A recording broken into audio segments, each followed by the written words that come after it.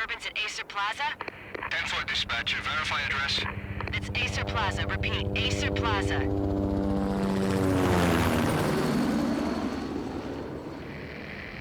Shots fired on the rooftop. An assault in progress at Acer Plaza. Repeat, an assault in progress.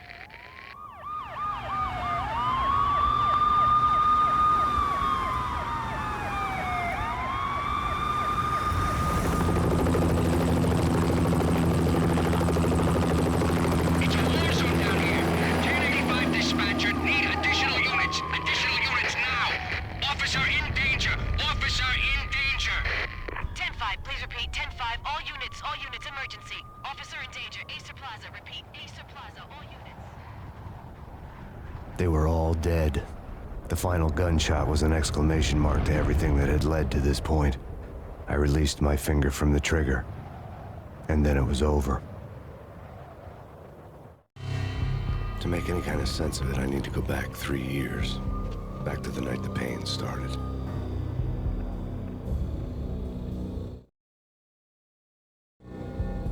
I was still in the force back then. NYPD, Manhattan, Midtown North Precinct, Hell's Kitchen. So when are you coming to work for me, Detective Payne? You'd make me work undercover in some hellhole. Sorry, Alex. Michelle and the baby come first. See? My last smoke. It's bad for the baby.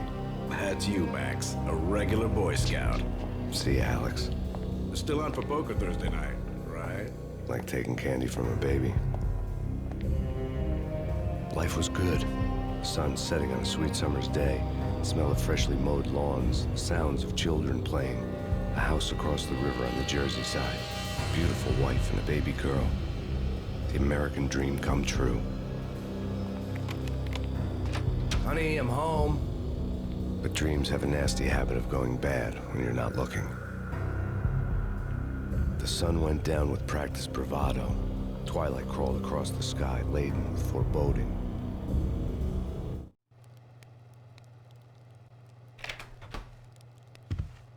Michelle, honey, anybody home? I didn't like the way the show started. They'd give me the best seat in the house, front row center. What the hell? Something ugly had been tattooed on the wall, a map of things to come. It was a poison syringe, a magic tag full of diabolical meanings.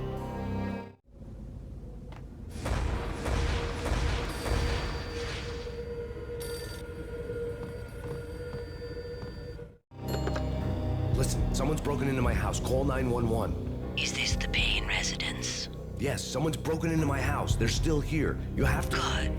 I'm afraid I cannot help you. Who is this? Hello?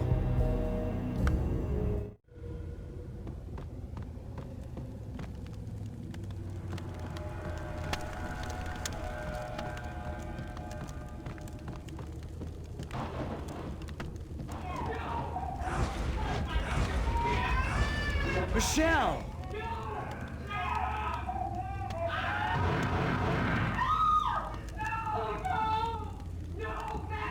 It's coming. Freeze! NYPD, drop it! Coming! Lieutenant!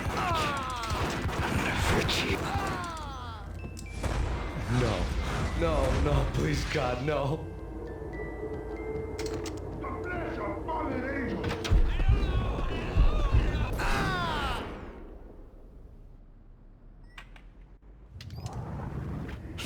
No, God, no, please, Michelle. Oh, baby.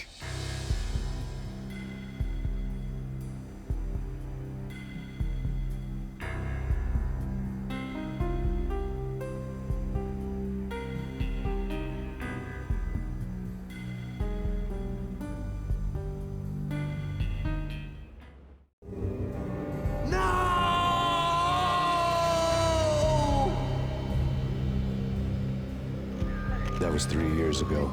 Everything ripped apart in a New York minute. The killer junkies had been high on a previously unknown designer drug, Valkyr, V. After the funeral, I told Alex I'd be transferring to the DEA. It took us 3 long years to get a break in the Valkyr case. Then, finally, 2 months ago, a dime dropper tipped us off that Jack Lupino, a mob boss in the Punchinello crime family, was trafficking. I went undercover, infiltrated the worst mafia family in New York. I came in from the cold and the dark. Outside, the city was a cruel monster. I've been slowly working my way from the small time to the big fish, trying to get to the source of the drug. Alex and BB were my only contacts in the DEA, the only ones in this decrepit city who knew I was down here. BB here. Something urgent has come up with Jack Lapino. You need to meet with Alex immediately at the Roscoe Street station. I hadn't had a face-to-face with Alex since I'd gone undercover. Outside, the mercury was falling fast. It was colder than the devil's heart, raining ice pitchforks as if the heavens were ready to fall. Everyone was running for shelter like there was no tomorrow. It didn't get any better when I got to the subway. The feeling hit me like a point-blank shot straight in the face. Something was not right about this. My Beretta stirred nervously under my coat, but the train doors had already shut behind me, and I was in for the ride. Next stop, Roscoe Street Station, and Alex.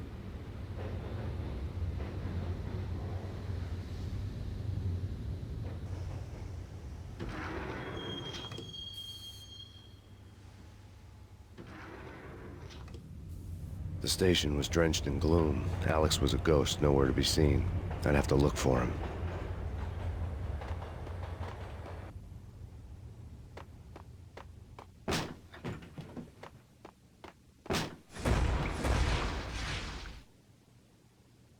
Death was in the air at Roscoe Street. I'd have to find Alex fast.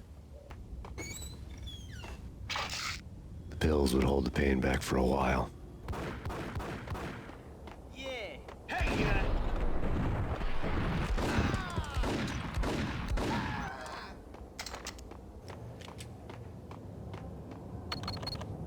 The security panel let out a mocking cackle. I'd need the right code.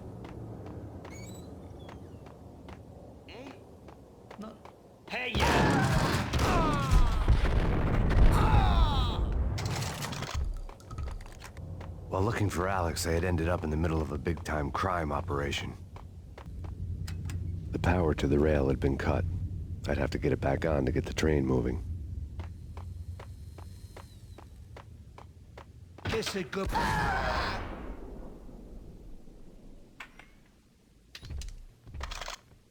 You saved me, man. What's going on here?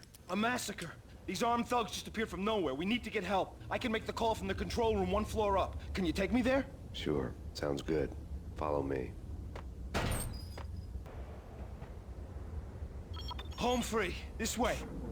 Look out!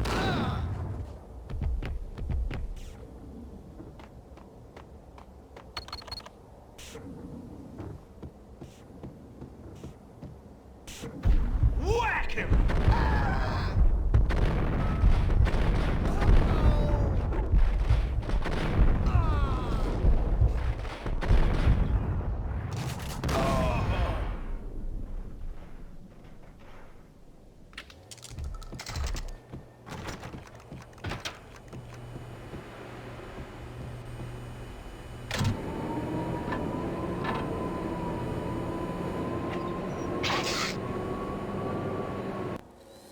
The train lit up like a Christmas tree.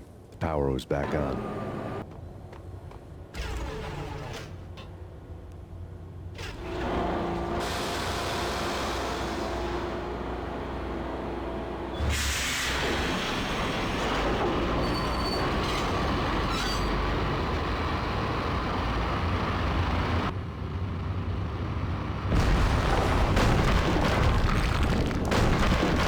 So much for being subtle.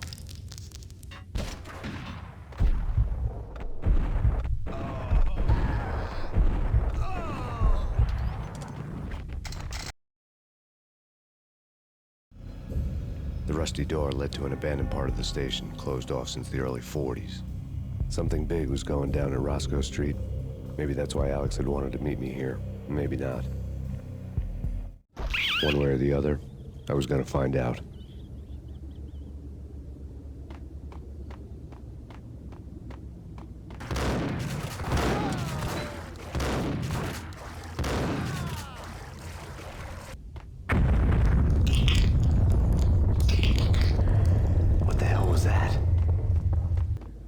The door had been welded shut ages ago and the bomb was missing a detonator.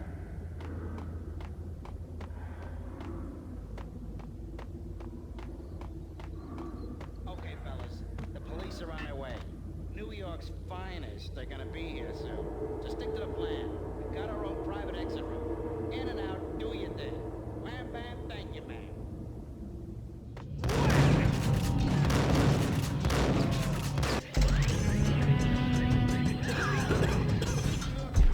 Yo!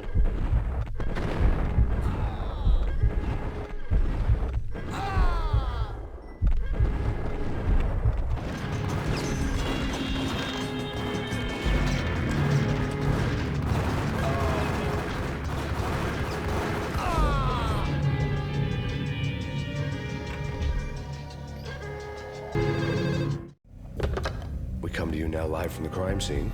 Who is this? Right back at you.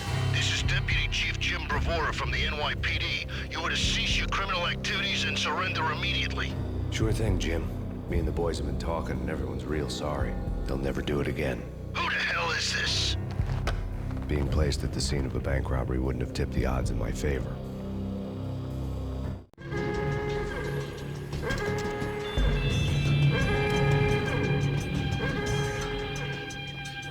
The bank robber's score lay on the table.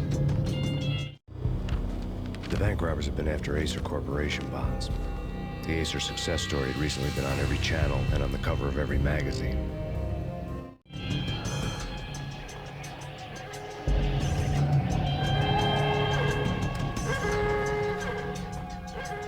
The bank robbers had left their tools on the table. Judging by the detonators, the crooks had bought enough explosives to send Lady Liberty into orbit.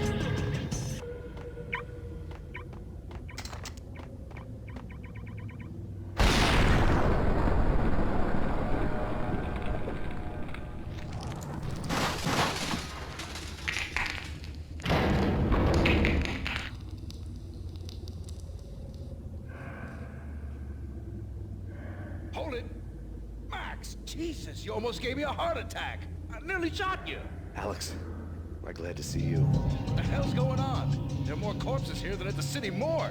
It's an armed robbery. A tunnel job straight through Roscoe Bank Vault through the old station. Is this White? This is Lupino's gig? This is Lupino's doing? Lupino's men? Really? You sure that have taken place? Can we get through? No, it's locked. We gotta get out of here. If it's Lupino, it's... Alex! Alex!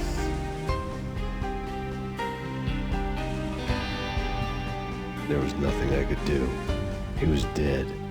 I could tell by the empty, accusing stare of his eyes.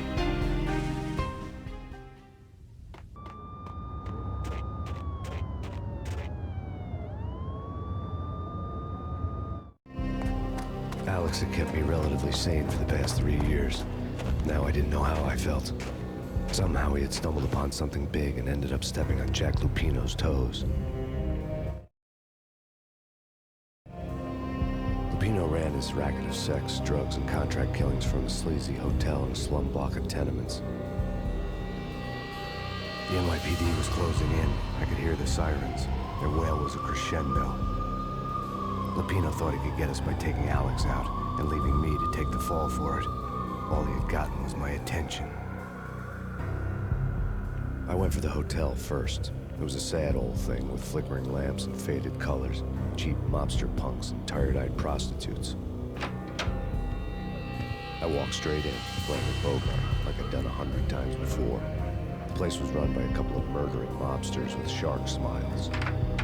The Finito brothers. Ladies and gentlemen, it's the pain in the butt. Pain to the max. You're killing me. Did you make that up yourselves, or you get some wino downstairs to come up with it? Don't answer that. A rhetorical question. I got something for the boss. Lupino around? That kind of depends on who's asking.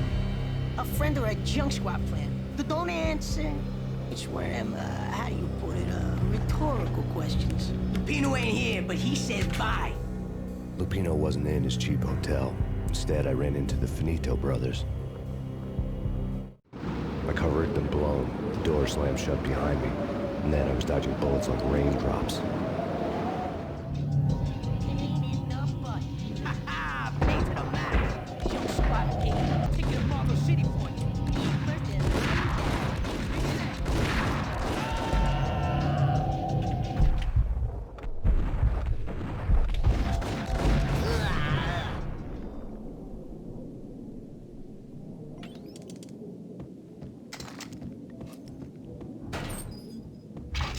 A letter on the desk caught my eye. I'd met Lupino only once. The gangster ran all his rackets through his right-hand man, Vinny Gagniti.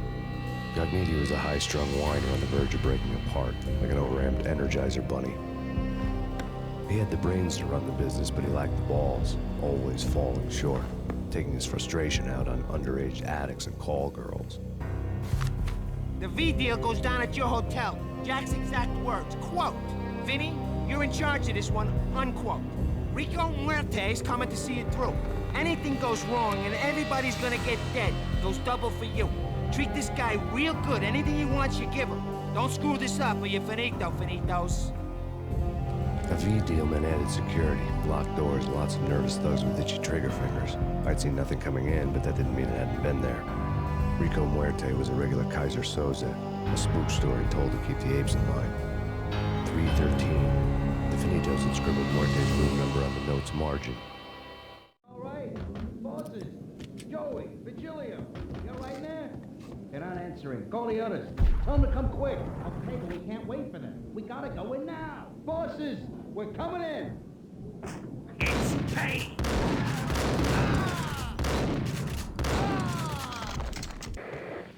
In his press conference today, the mayor stated that Valkyr represents a clear danger to New York and called for drastic actions to eliminate the problem. On today's top story, the Valkyr crisis worsens with the murder of DEA Special Agent Alex Balder. Special Agent Balder had been shot repeatedly from a point-blank range. The gunman has been identified as Max Payne. The noose is sure to tighten around this fugitive criminal as more NYPD units join the search to apprehend him. I had just gotten my 15 minutes of fame.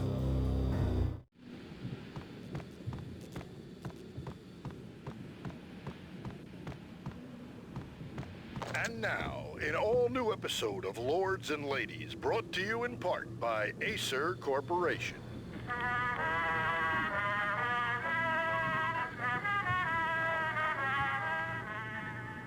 My lady. My lord? My lady, there is a matter of great importance I must bring to your attention. My lord, there is? Indeed, my lady, there is indeed. From the very first moment we met, upon that distant forest path, there has been sunlight in the autumn leaves blazing like the colors of your hair. Oh, my lord, you should not speak so. But my lady, I must. My lord, no! I forbid you. This cannot be. This must not be. But why, my love, why? My lord, it is too dreadful. Do not force me to speak the words. My lady, I beg of you, I must know. I would rather die than not know. Yes, my lord, we should both be dead, for this shame is too great for the living. My lord, I am your long-lost sister.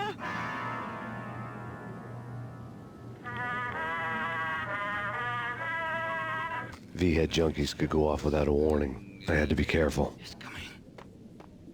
It's coming. Tonight, the city's fight against the nightmare drug Valkyr took a turn for the worse as DEA Special Agent Alex Balder was found brutally slain at the Roscoe Street subway station. A suspect was seen leaving the site only moments after the shots had been fired, and the NYPD is currently in pursuit of Max Payne, a repeated felon believed to be armed and extremely dangerous. And now the weather. The worst winter storm in recorded history continues to pound the city. The NYPD has been out on Max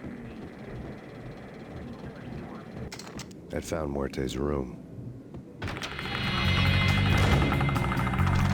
Muerte had received a letter.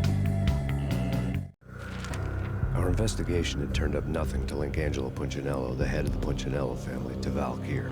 All tracks had ended with Jack Lupino. The letter in Muerte's room was signed by the Don himself. It was the first hint that the Kingpin knew what was brewing inside his syndicate. The trouble you got into after the Chicago screw-up. The Punchinello family bailed you out. You have been waiting for a chance to pay us back. One of our trusted boys has a monkey the size of King Kong on his back. We need your special skills for backup on a major deal. Collecting evidence had gotten old a few hundred bullets back. I was already so far past the point of no return, I couldn't even remember what it looked like when I had passed it. The hooker had left her diary on the table. The diary belonged to a hooker named Candy Dawn. The read would have made a vice cop blush. Had talks with the mystery hag over the phone again. Sent her the latest one-eyed Alfred tape. As long as the hair keeps paying for the tapes, the old man could come every day for all I care. She had a nice sideline, making secret X-rated flicks of her clients and selling them to the highest bidder. It would get her killed if her V-fix for the day didn't do it first.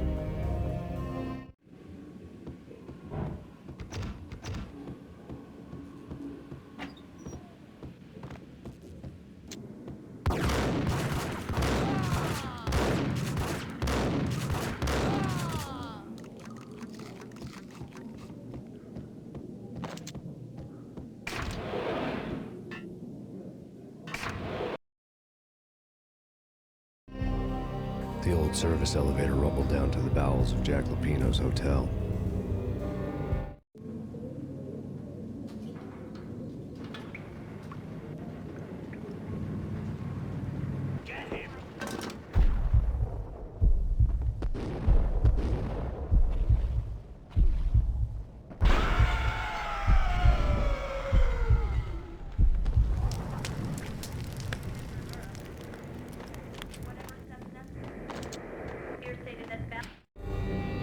A winter storm warning is in effect in the whole tri-state area, as both freezing rain and heavy snowfall continue.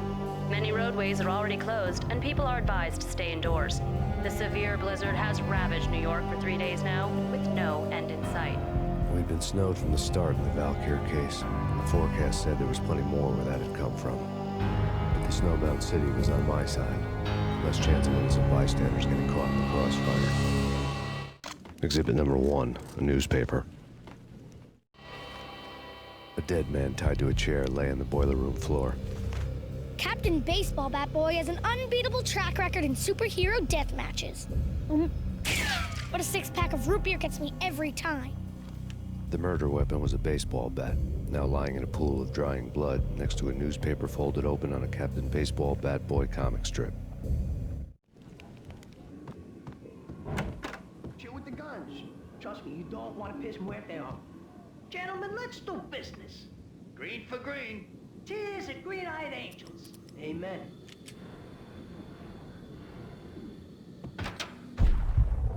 Whack the sucker!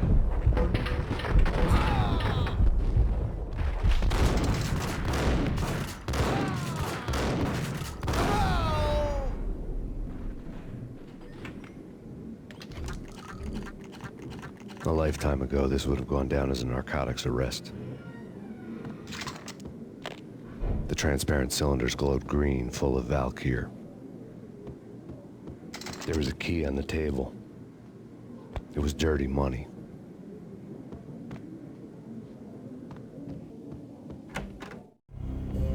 Two mad dog killers, ready to murder each other. They step into the next room, and I'm thinking, now they're gonna do it. But no. They sit down in front of a TV and solve their differences with the Kung Fu fighting video game. I tell you, kid, I was so depressed, I strangled them both with the video game cables. Oh, Rico, you're so bad. I am, ain't I?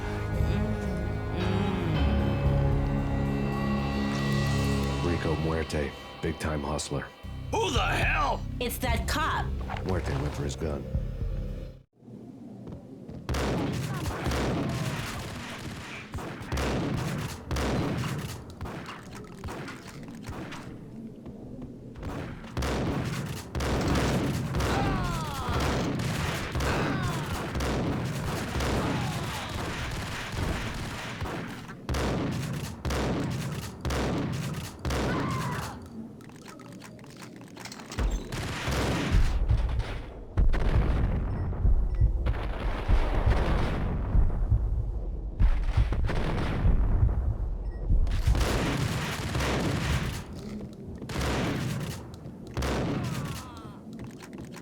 The antique switchboard was still in use. There was an old telephone switchboard in the back room of the reception area, the kind that made phone tapping child's play. It wasn't hard to picture a fat pimp sweating with headphones on, listening to his hookers talk dirty and fake orgasms over a web of party lines, the blood veins of New York. Right now, there was a different set of moans and groans going on. Boss, good evening. This is Max Payne. fellas. He killed him. Are you freaking kidding me? He's just one lousy cop. You better be freaking kidding me. Whack him. What's the freaking problem? Hello? Answer me. Hello? The word was out. A deadly virus released into the city's corrupt circulatory system. Something wicked this way comes. Max Payne at large.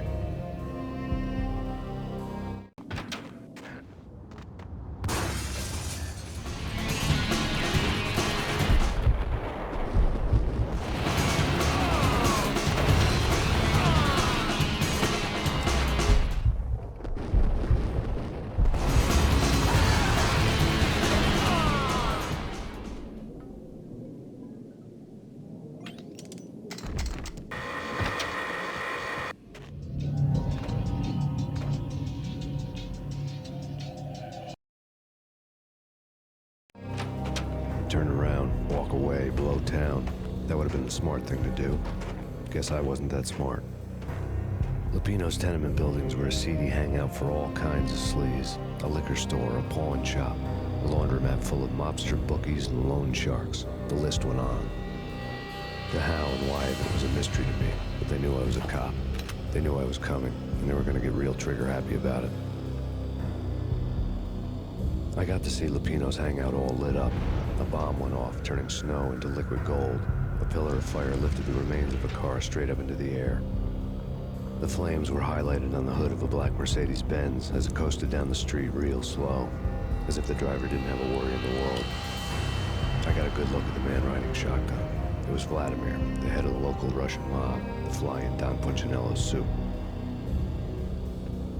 The ringing in my ears was the sound of a mob war being waged.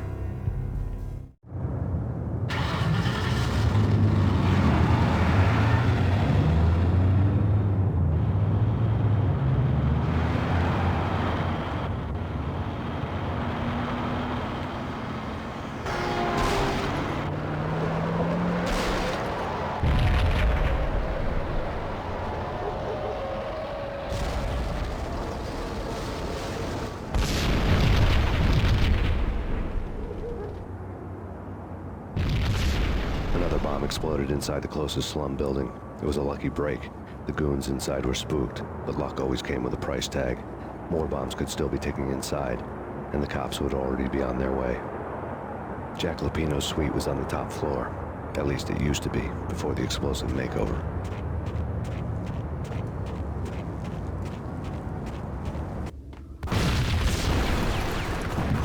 The whole building was rigged with explosives.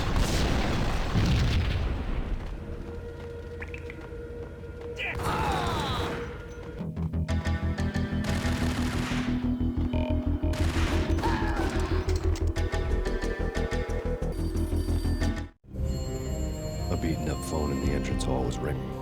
It could have been just a junkie in need of a fix, but it turned out to be something more sinister than that. Am I speaking to Mr. Payne? Who wants to know? My name is Alfred Wooten. You must hurry. The police are on their way. Tell me something I don't know. They know you're there. How? And what's it to you? I will contact you again. The cops arrived, sirens singing in the off-key harmony of a manic-depressive choir. I had a few minutes while the SWAT team would go through their usual routine. By the time they busted in, I needed to be long gone. Max Payne, this is Deputy Chief Jim Bravura from the NYPD. Drop your weapons and come out with your hands above your head. Ice!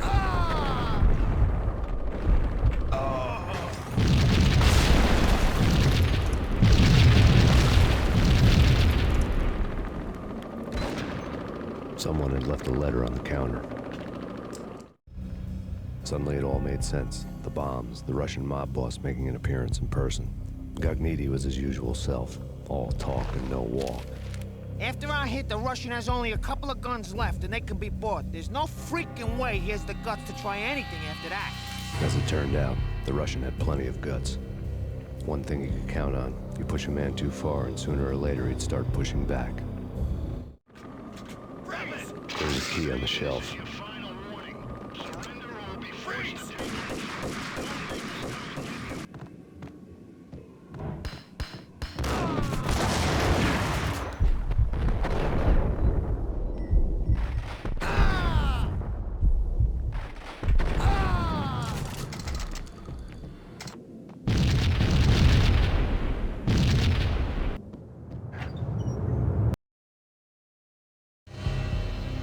bombs that destroyed all the stairs up to Lupino's office. The alternate route led there by way of adjoining rooftops.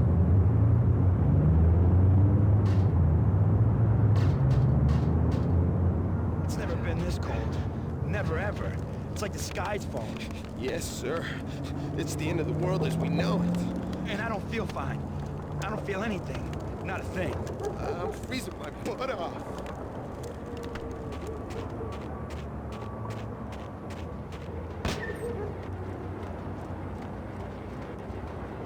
To get to the roof, I'd need to get to the elevator through the locked door up ahead.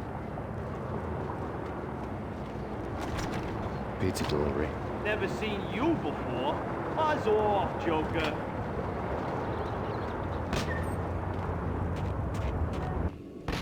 No, don't shoot. You know the clowns at the laundry? Me? No. You're no good to me then. What? No, the laundry, yeah. I know him, yeah. Get me in there. Okay. It's me. Open up. Let me in, quick. Not so fast. The password. John who? Come on. No. Okay, John Woo. All right. Come right in. It's a trap! It's period!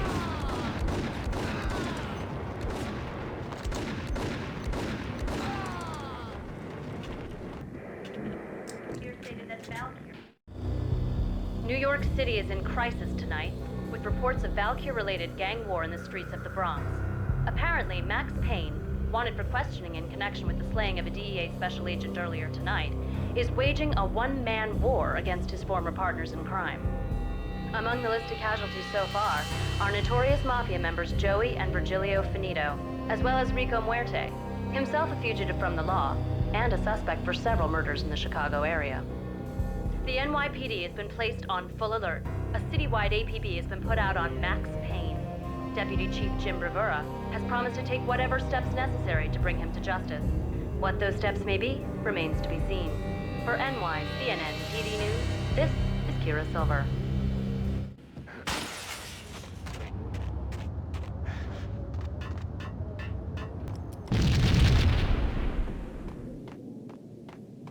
Red, blue, or green? It's always red or blue in the movies. So, green? No, not the green.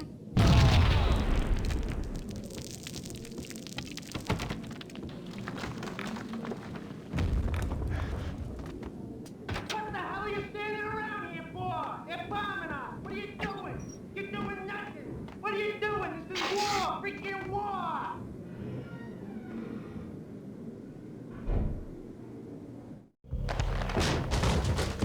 Vinny Gognitti.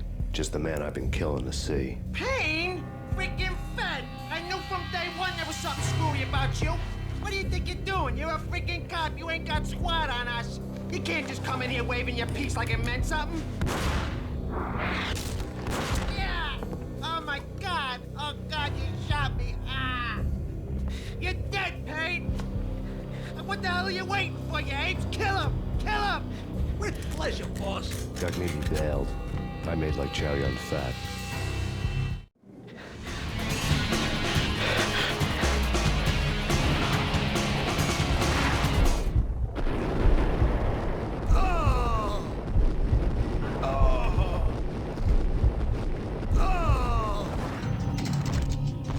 A crumpled letter lay on Gognitti's desk. The letter was addressed to Don Punchinello, but Vinny had never had the nerve to finish it. Jack's gone voodoo. Just the other night, he shot Dino because he wanted to see what his brains looked like splattered on the wall. He's a freaking mad dog. We're running out of men and business fast. Gognitti had been living in mortal fear of his boss. Jack Lupino was a psycho. Vinny Gognitti was running scared. He could run, but with a bullet in his stomach like a broken bottle of Tabasco, he was quickly running out of time. He knew where his boss was, and I wanted to square things up with Jack Lupino. Gognitti would be moving fast. I don't know about angels, but it's fear that gives men wings.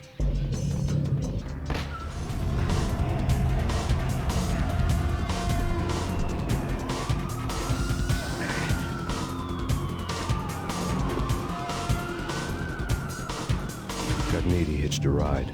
To catch him, I'd have to follow his lead.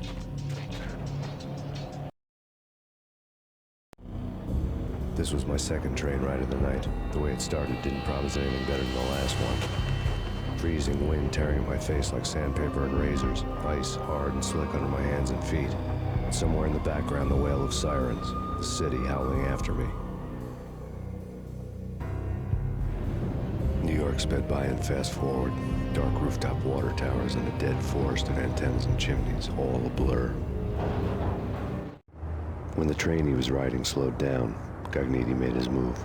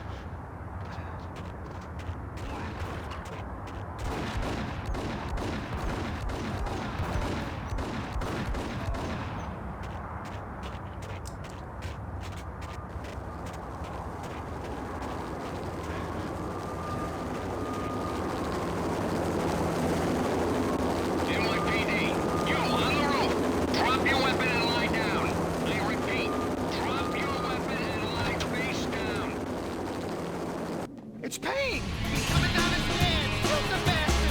Okay, boss, got it. No trouble.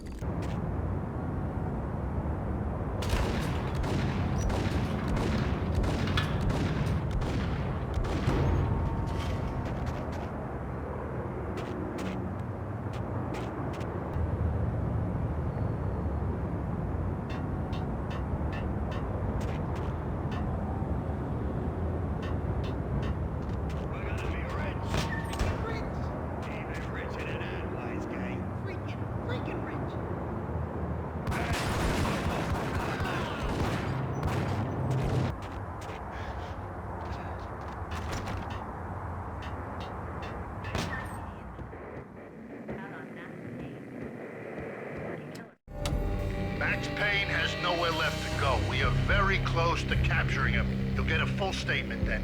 Right now, I've got better things to do, ma'am.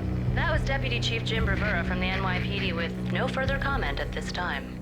Apart from his suspicious food habits, I figured Bravura to be one of the good guys. Fate had just dropped us on different sides in this. But when it came to capturing me, he was way out of his league. I had already ditched the cops a couple of rooftops back. For now.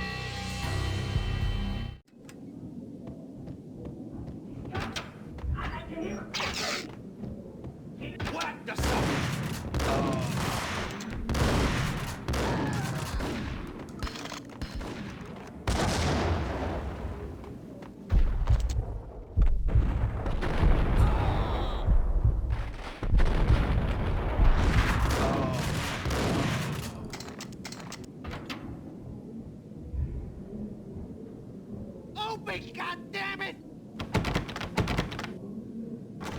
Payne! I'll kill you, you lousy freaking cop!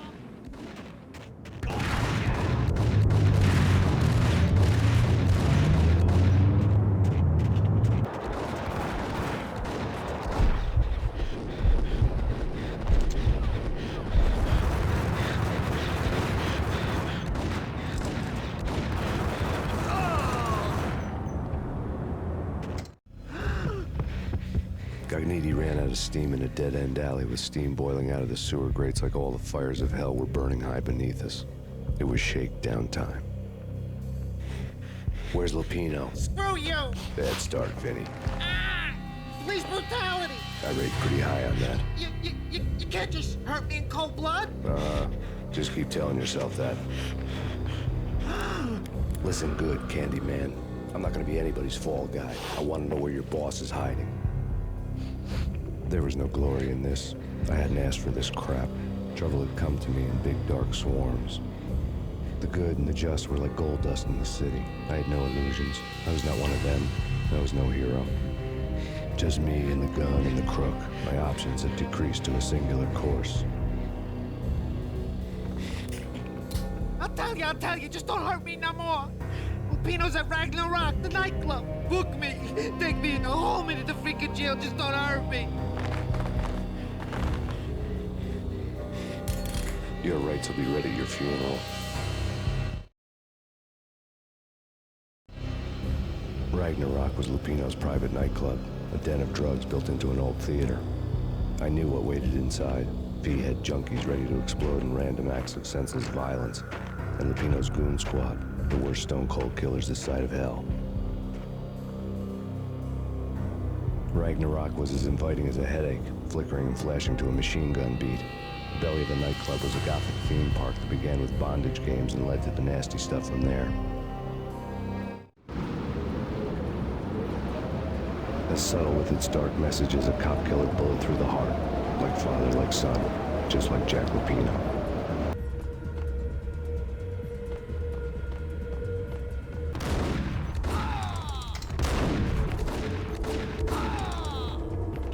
The book had never been a bestseller. Given the setting, I was surprised to find that somebody had been passing time reading. The paperback was entitled The Age of Murder and Storm. The blurb on the back mentioned Norse mythos and Ragnarok, the end of a Viking world with a terrible winter that covered the earth in ice, when vile crimes were rampant and all humanity lost.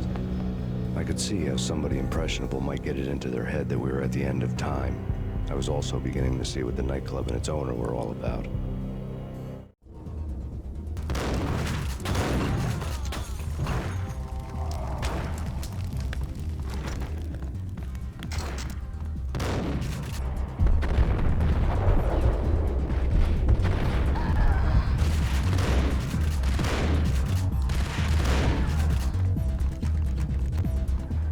Books on the occult had been piled on the table. The room was stacked with light reading, such as Necronomicon, Witchcraft, and Paradise Lost. Old exotic titles like Malleus Maleficarum and De Umbrarum Reini Novum Portis. Books with pentagrams on their covers, all dealing with the occult and the infernal, lying between stacks of horror videos and a couple of Ouija boards. The only thing I could take seriously was the thought of Lupino taking it seriously. He had been spending a lot of time getting intimate with the guy downstairs.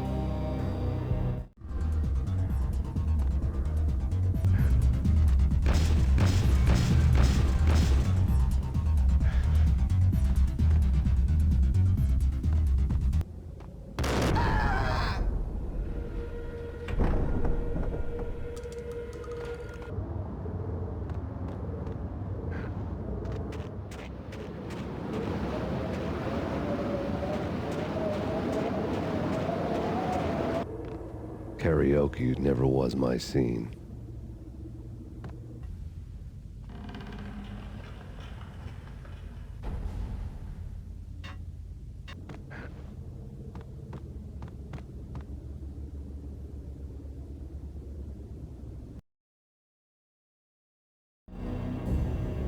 The backstage area led to Lupino's inner sanctum.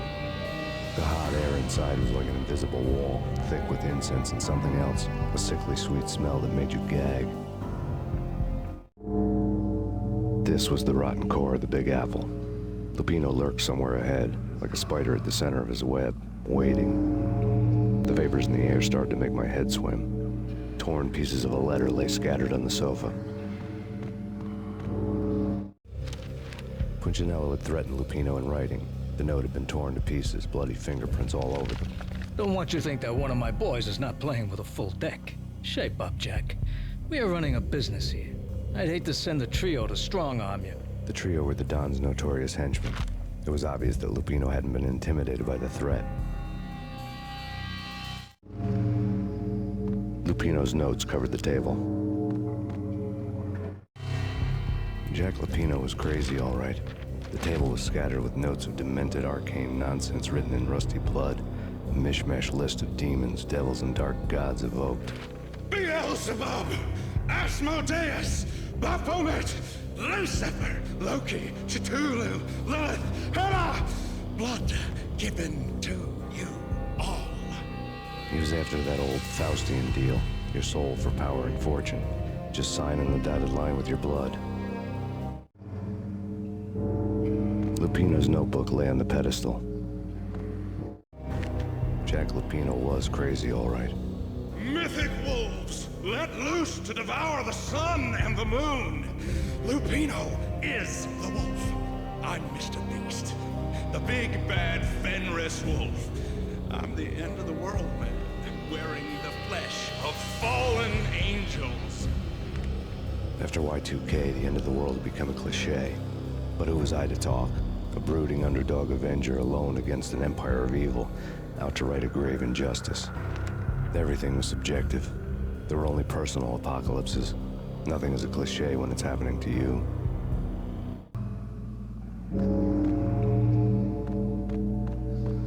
The flesh of fallen angels! Come to me all! Astaroth, Beelzebub, Asmodeus, Baphomet, Lucifer, Loki, Satan, Cthulhu, Lilith, Hela! Blood to you all! Secret. Living under the skin of reality. I've seen it. The corruption of flesh.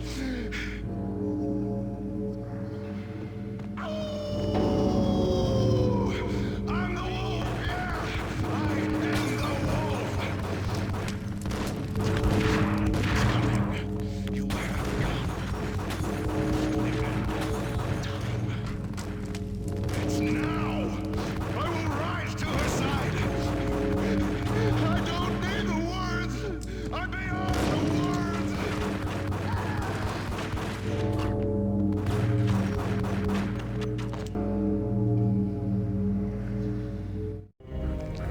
I had known there'd have to be a catch in it somewhere, and this one was the Empire State Building of catches. Lupino was pumped up and dying to go 15 rounds with a mutant alligator. And then he started this spooky monkey talk, straight from a bad dream. Mine. I have tasted the flesh of fallen angels. I've tasted the devil's green blood. It runs in my veins. I've seen beyond the world of skin, the architecture of blood and bone arrow. Death is coming! She is coming, and hell follows with her. This is the twilight winter. I am ready to be her son. Her time is now, and all who stand in her way must die!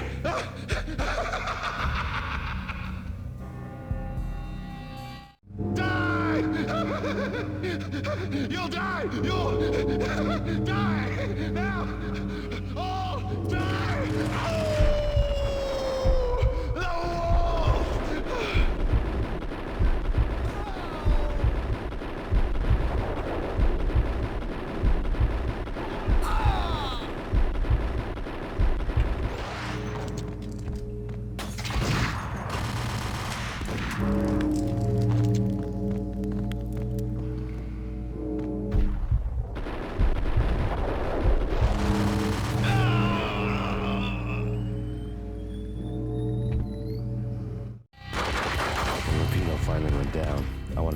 Sure he'd stay that way. He was a bad monster. Turned them into friggin' zombie demons from outer space. I think he's dead already. Huh? And that's when it happened. But dead or not, you've got the wrong guy. In stepped this knockout femme fatale, holding a gun to my face. I returned the favor. Lisa Punchinello.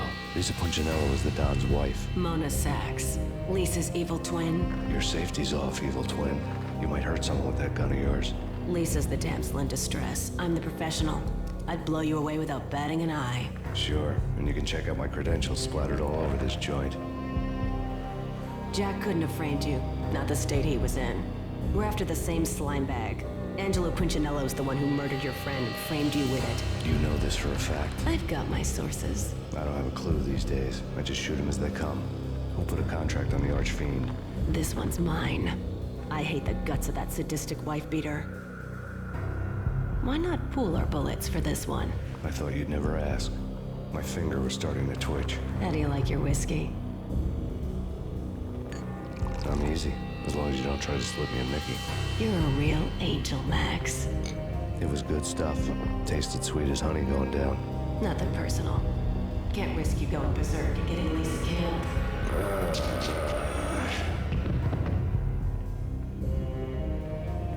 The nightmare was always the same. Violent shapes moving in darkness, old and ugly. The killer's mad laughter was a riddle filled with wicked innuendo.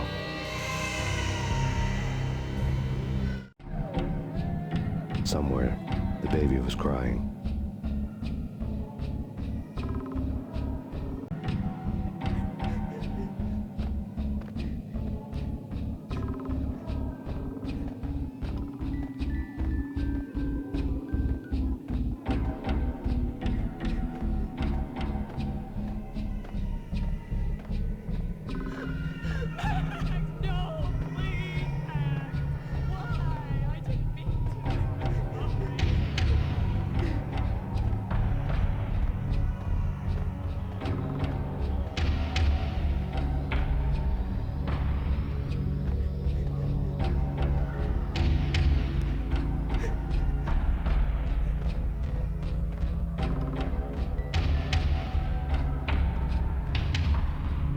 Should have known it when we found you snoring next to Lupino's corpse. A comedian, huh? The pictures were filled with good old times. Michelle looked at me from the photo.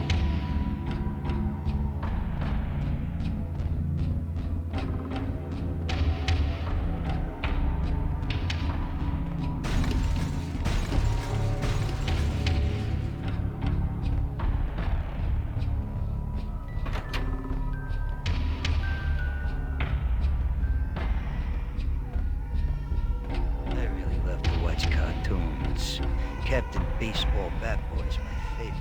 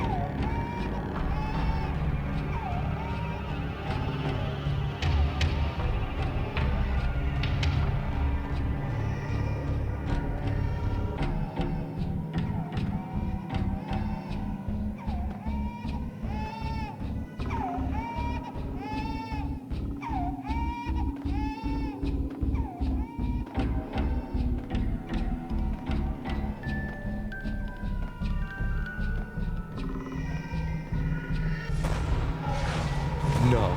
No, no, please, God, no.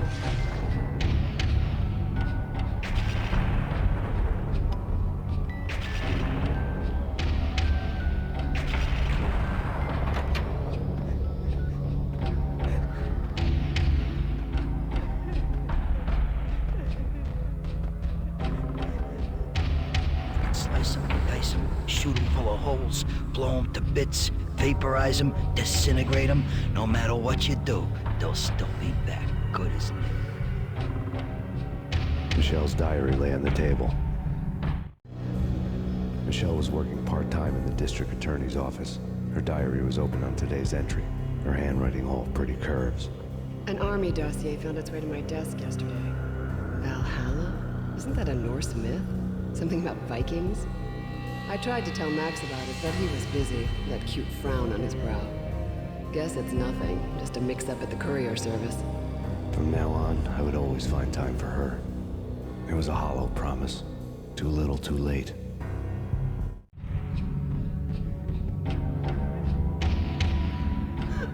Max, no, please, Max. Why? I didn't mean to. I'm sorry.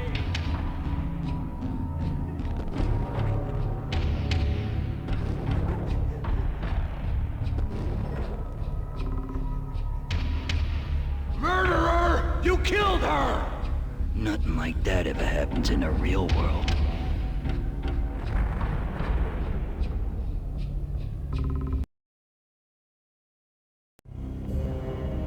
I woke up in a bad dream. My head felt 2 sizes too small for my brain. Max Payne. I envy your name. And the killer was smiling. Pleased to meet you. I'm Frankie the Bat Niagara. Niagara, as in you cry a lot. He had a baseball bat and I was tied to a chair. Pissing him off was the smart thing to do.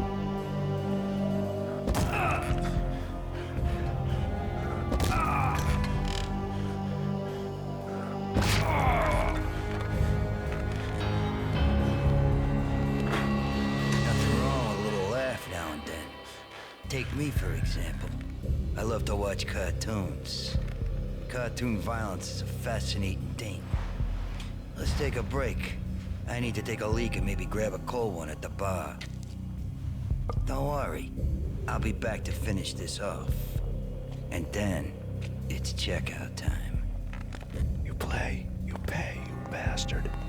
He swaggered out, and the door clanged shut behind him, locks clicking into place.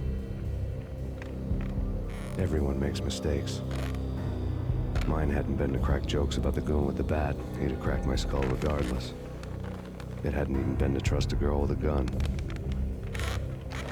I had blindly gone after the first bad guy on my hit list when I should have been aiming further up the ladder, at the head of the Punchinello family. I couldn't bring myself to be pissed at Mona. Guess I had a soft spot for her pretty face.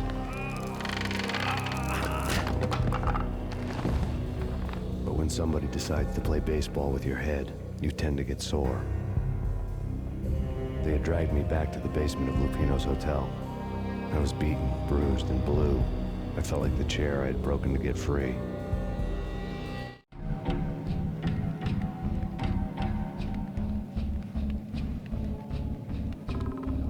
All I had was Niagara's bat, sticky with my own blood. Without a gun, I'd be no match for Frankie's men. I'd have to play hide and seek with them. It's Frankie's turf. We'll take care of it. Yeah, I know. Just I wouldn't mind having a go at it myself. It's what guys?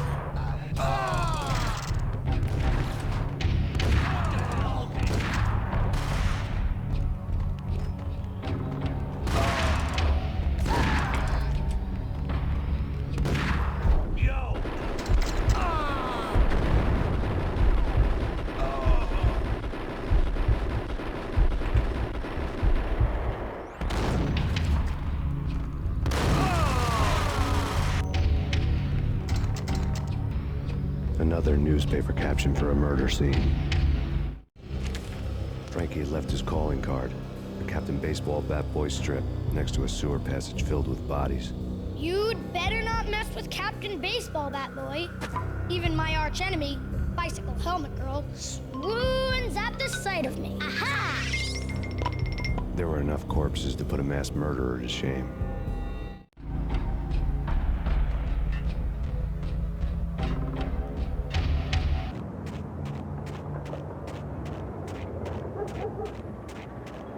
Things were fast going from bad to worse.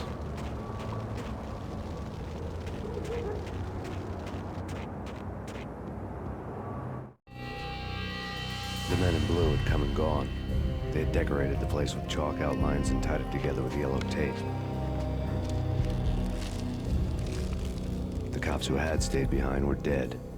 Frankie, his boys, and I had the place all for ourselves. Just forget about it. Just forget about it. Hey, just forget about it. That crazy witch, you should have heard her. She was a real scream when the boys caught her trying to cap the Don. Oh, that's friggin' bad. The trio? That's even worse than what Frankie's doing to that poor bastard downstairs. She's gonna take a long time to die. The mobster muscle on the phone was talking about Mona. Punchinello's trio were nothing but bad news. It's Payne!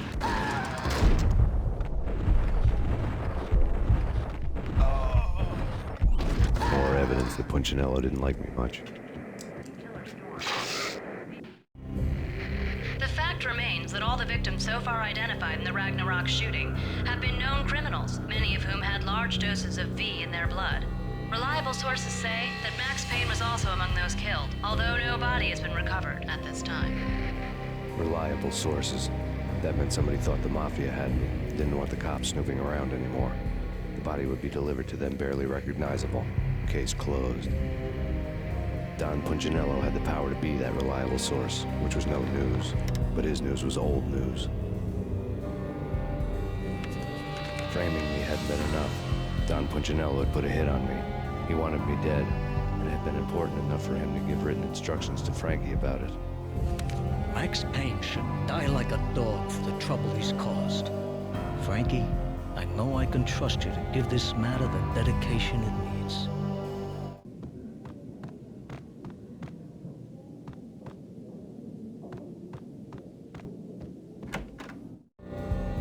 The hotel bar was fast developing quite a history. True to his words, Frankie was there, having a beer. Jesus Christ. How the hell did you get loose? Got bored waiting. Thought, what the hell, we could just as well finish this here.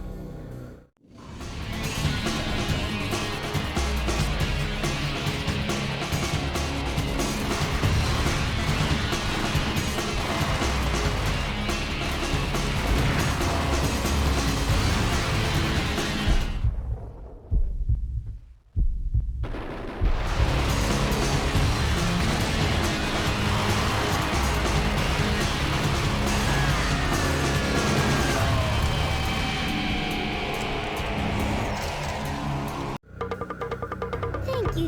You've been a lovely audience. Had enough? I don't play with girls anyway. Unfair! I spotted the tail as soon as I left the hotel. A big black Mercedes. I'd seen the car before. That time it had heralded impressive explosions. Vladimir was back. Bang. You're dead, Max Payne. I might have laughed if I remembered how. What's this supposed to be? Cops and robbers? Look, you want something with me? Get in line. Peace, man. Relax. You know you are a real news item. Armed and dangerous. I am going to make you an offer you can't refuse. I've always wanted to say that. It's a bum rap. I've been framed. Well, that's a moot point. Whatever you did or did not do, I'm sure you had good reason for doing it. Want to hear me out? I'm listening.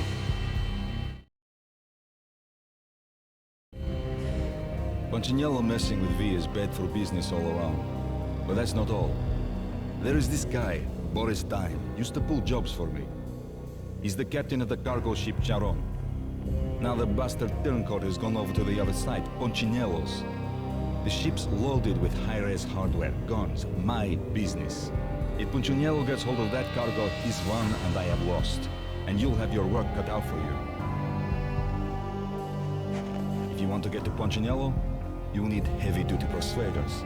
I am just the man to get them for you. Change the ship back under my flag, maybe pop 2 in the Traitor Dime's head while you're at it. You'll get enough guns to start the apocalypse. You in or out? Let's get this show on the road. Vladimir was one of those old-time bad guys with honor and morals, which made him almost one of the good guys. None of us was a saint. The Brooklyn riverfront was a maze of rusty containers, sharp-boned cranes looming up from the snowstorm. On a night like this, you couldn't help but think of the dark army of dead men sleeping with the fishes, cement shoes in line.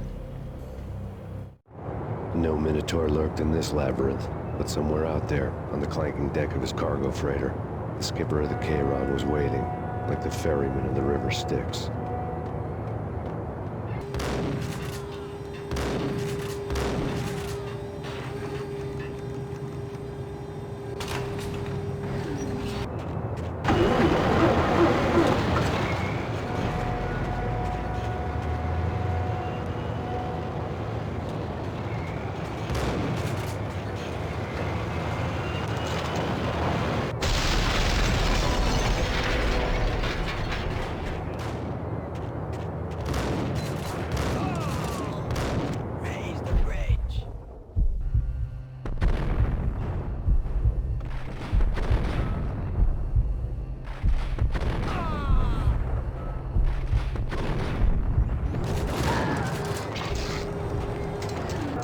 I doubted the letter was a receipt.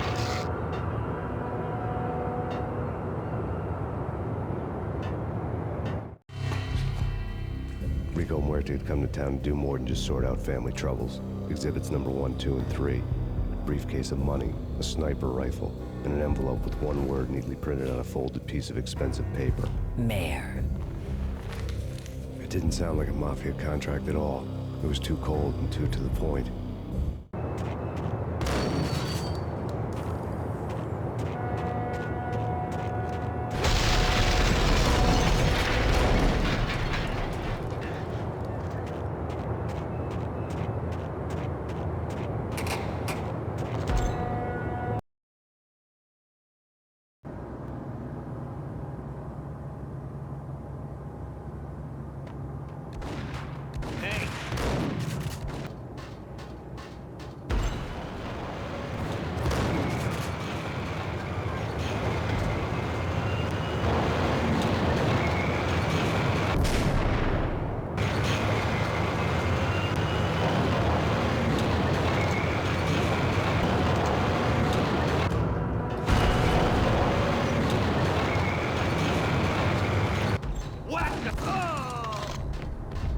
I had found Boris Dime's ship.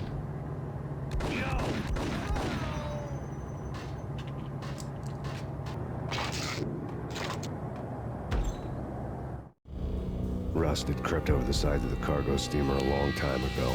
Boris Dime would be on board. I'd have to smoke half of his crew to even get near the gangplank. Guns were probably being kept in the hold, buried amidst the rats and oily water.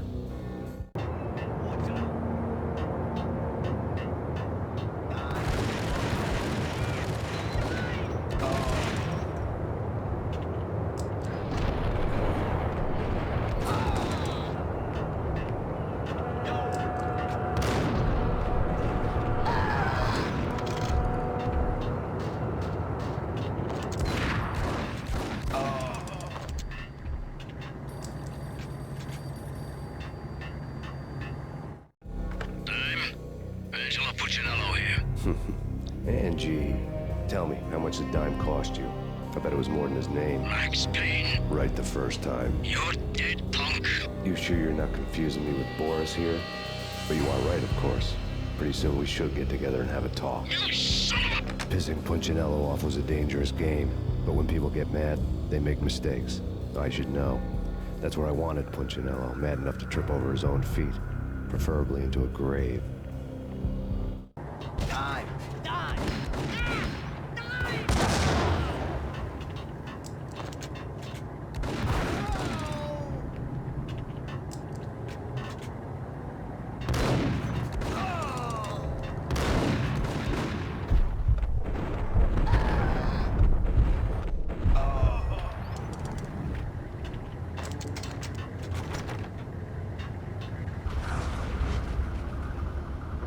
Tell the devil that Dime sent you.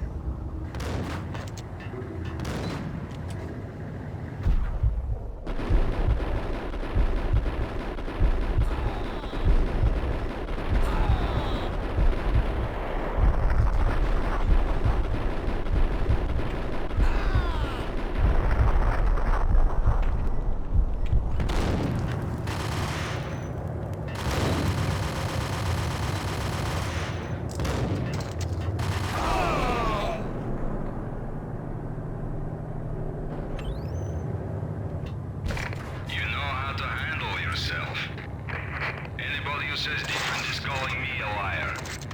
Vladimir here. Collect all the guns and ammo you want. Meet me on the bridge afterwards. Did you get everything you need? Check. I owe you. Anything you need. This is my solo. When I'm through, Punchinello won't be anybody's problem anymore. Clear as vodka.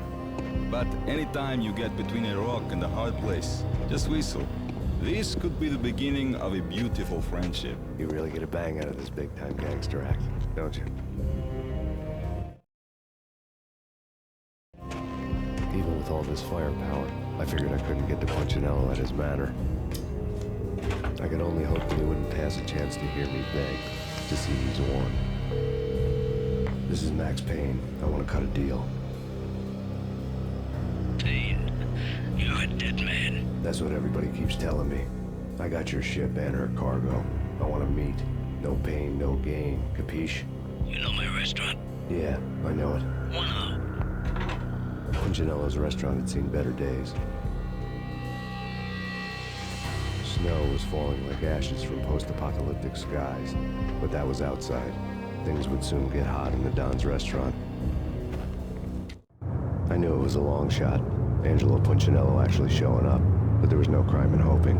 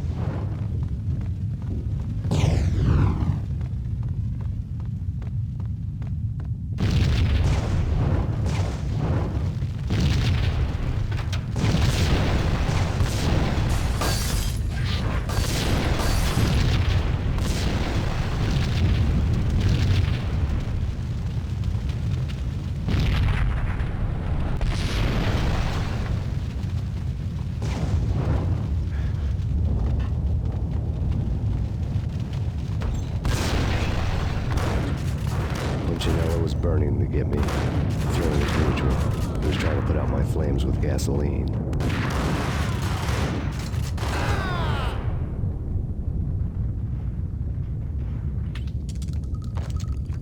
The mobsters have been guarding a real treasure. The way out of this disco inferno.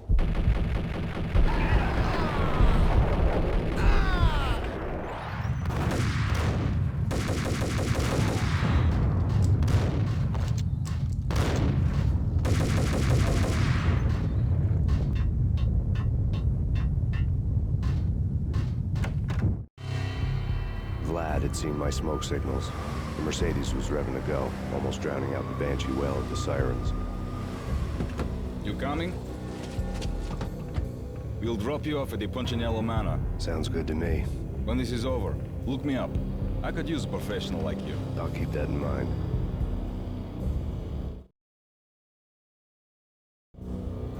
The night groaned with cold. The garden lights flickered nervously. In their light, the falling snow was dead white before the darkness ate it up. I had heard the stories. The trio were mad dogs. They'd have hung the heads of their enemies over the manor gates if the capo had only let them. Punchinello wanted pain.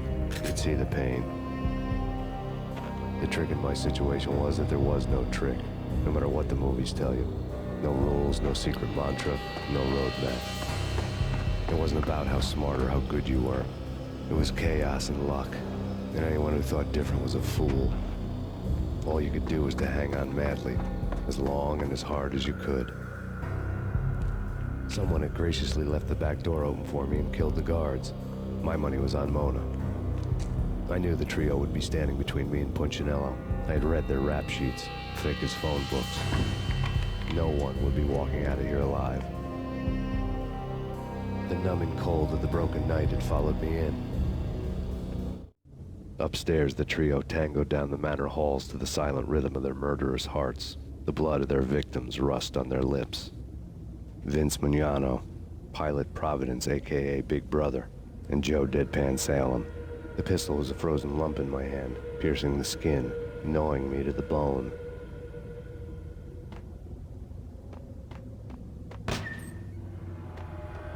In death, the thug had been promoted to messenger. Someone hadn't enjoyed the Don's hospitality.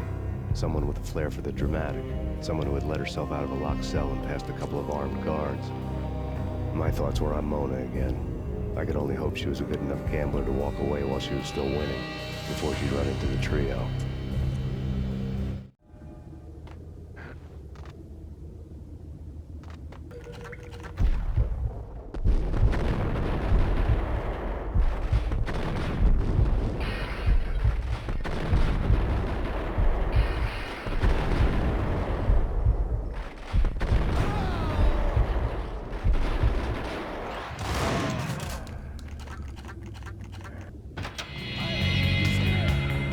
take me long to run into the trio. The word on Lisa Puccinello was that she was a bit of a witch. The tarot cards on the kitchen table fit the picture. They weren't my kind of cards, but I was willing to take a crack at the hand Mrs. Puccinello had dealt. The first card was the Tower. Maybe that was supposed to be the manor. It got easy after that. The devil was the master of the house, and death was me, coming for him.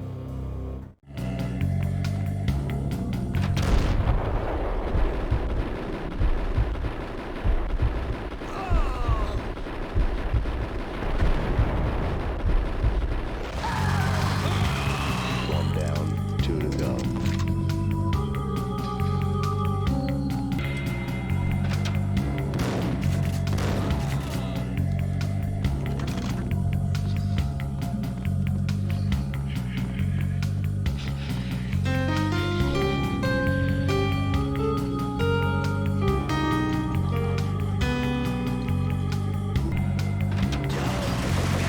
Take care of him.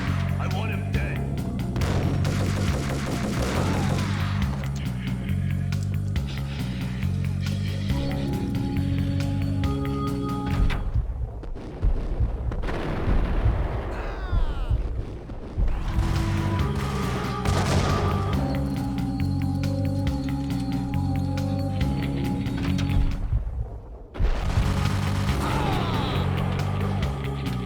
Two down, 1 to go.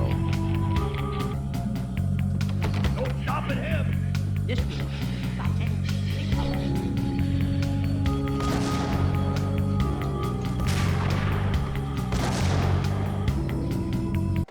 It was too late for her. You're a real angel, Max. I couldn't tell whether it was Mona or her sister. The body was a mess. The sick bastard had really gotten a kick out of it. Seeing her lying there got me thinking about another woman's body on another bed. Got me thinking about a fallen cradle.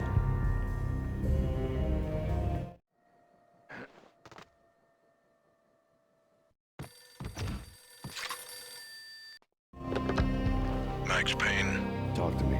Alfred Woden. You've got company. An armed helicopter just landed on the manor grounds. You must hurry. The more the merrier. End of the road, Payne. Vince Mugnano.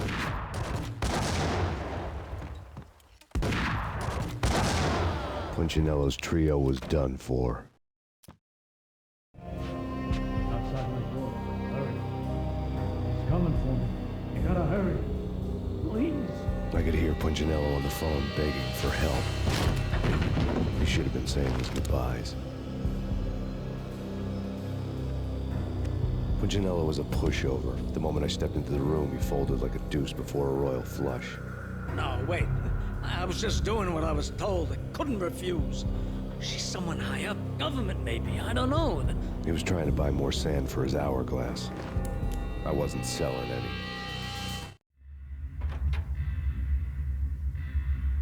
No, I told him not to.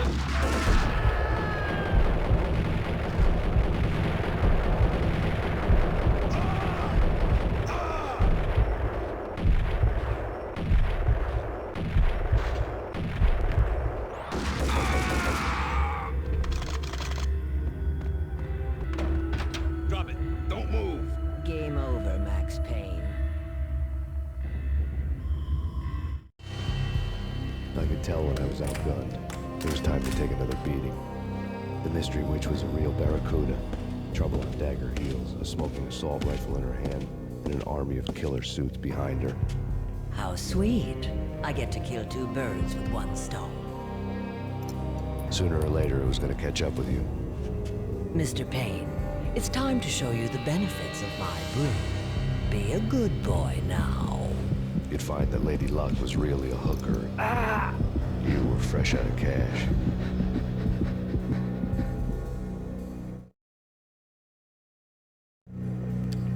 Gentlemen, we're done here. Take me to Cold Steel. She had just given me an OD of Valkyr.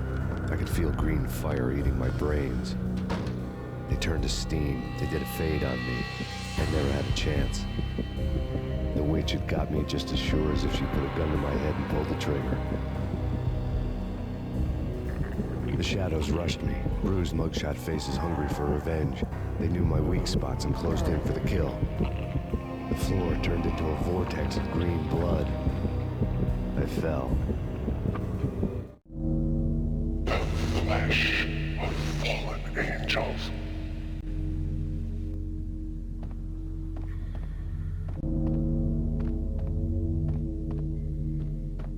Who's there? Max? Max, is that you? Max? Where are you, Max? Please. No, please, Max, no. I'm sorry. Please don't, Max, no.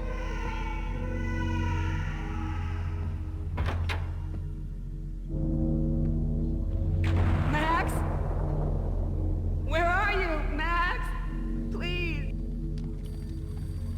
The letter was staring at me. There was something disturbingly familiar about the letter before me. The handwriting was all pretty curves. You're in a graphic novel. The truth split my skull open, a glaring green light washing the lies away. All of my past was just fragmented still shots, words hanging in the air like balloons. I was in a graphic novel. Funny as hell. It was the most horrible thing I could think of.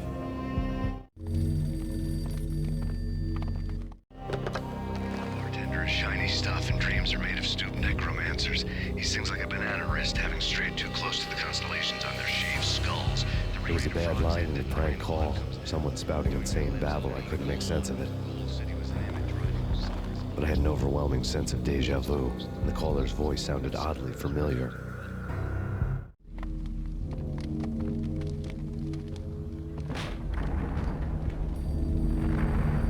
The weird piece of paper looked dangerous. There was something disturbingly familiar about the letter before me. The handwriting was all pretty curves. You're in a computer game, Max.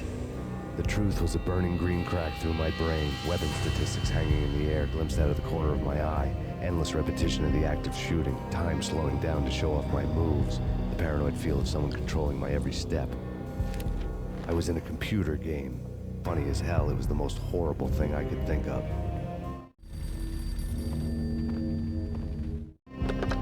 Don't lose it. It's Valk here.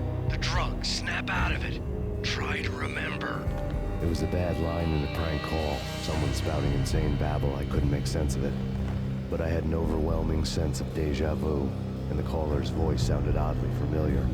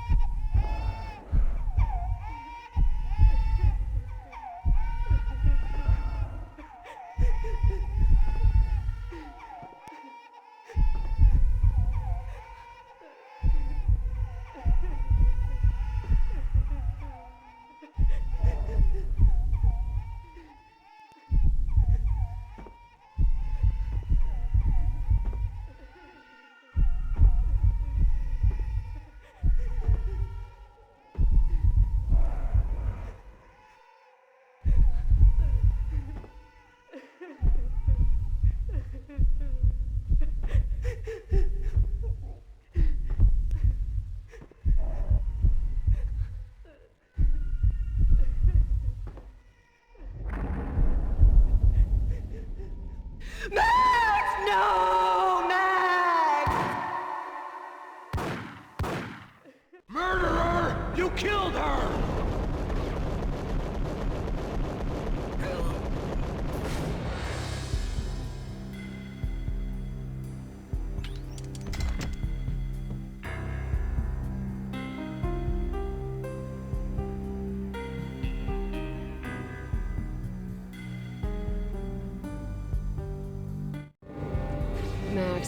Something happened at the office today.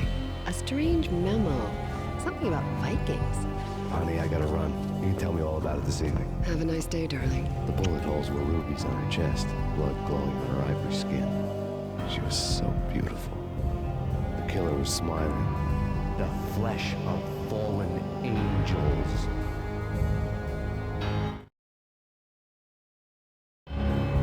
Slowly, the green nightmare faded, leaving dark stains on my soul that would never come off. I felt like flatlining. I was all shook up. I woke up in a cold sweat, sick and tired to the bone, lying in a puddle of my own puke. The hag had said take me to Cold Steel before it had all gone crazy. It was a clue, the only one I had. It took me forever to crawl back to my feet and hit the road, but when I did, I drove straight to Cold Steel Foundry outside the city. There was a whole lot of action around the place for a freezing winter night. Trucks coming and going, men running. I had the drop on the mystery witch. She thought I was dead. I was on her blind side. I was going in. The bad trip had put me in a crazy mood, adrenaline pumping through my aching veins. Staggering on the mill roof in ice and snow and wild wind, I was a ninja. My kung fu was strong. I wasn't hitting anybody. At best, I was Superman on kryptonite about to fall through a skylight, down to where it was all going down. A half-abandoned industrial area in the middle of nowhere. The factory was a perfect front for any number of illegal activities.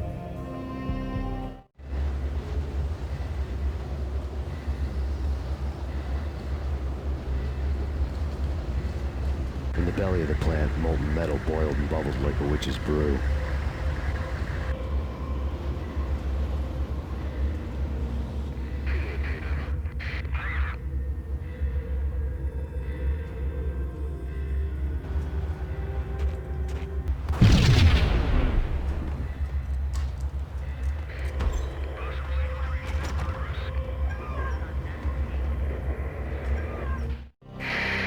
Life-threatening weather conditions. A record-breaking killer storm. In the city's history, vehicles stuck in snow. Heavy snowfall. Forecast shows severe weather is expected to continue. Out in the night, snow fell like confetti over the Devil's Parade. The storm was anything but over.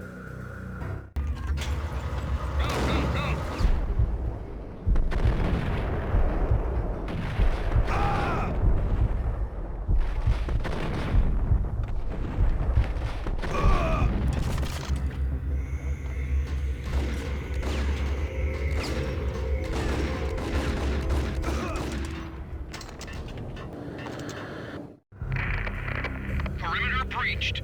The facility has been compromised. Repeat, the Deep Six has been compromised. Initiate Operation Deadeyes. The walkie-talkie military lingo could mean only one thing. They were getting ready to destroy the evidence and vanish into the night. I was so close. The hidden truths were just around the corner.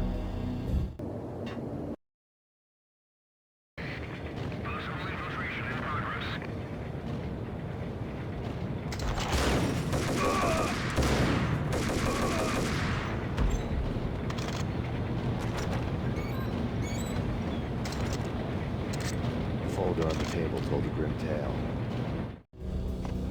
The mercenaries were running a tight operation, paperwork and all. Merchandise missing again. A chemist had tried to smuggle it out for his own private party. Locked him up in cell B7 in D6's old test facility to wait for proper processing. I was close enough to hear the secrets, just beyond the next doorway.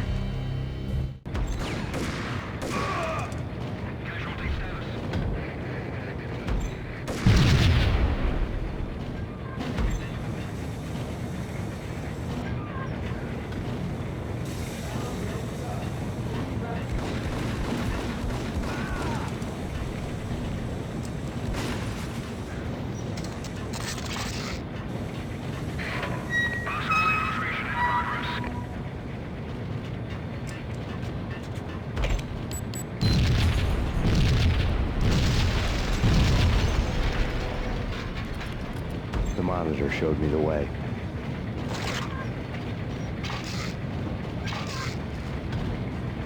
Processing diagrams filled the control room screens, all but one. An elevator titled D6 on one of the screens, somewhere onwards, past rows of ovens, in the core of the plant.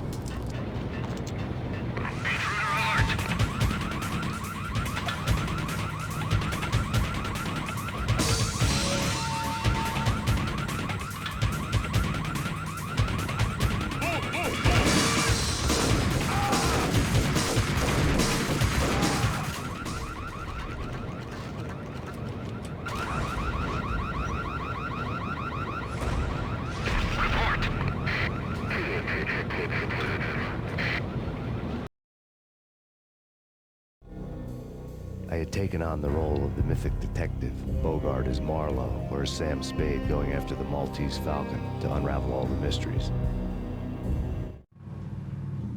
Following a path of clues to that final revelation, even if it would take me down to the cold, cavernous depths of a grave. You can't do this! My men are still inside! Do you have any idea why this is called Operation Deadeyes?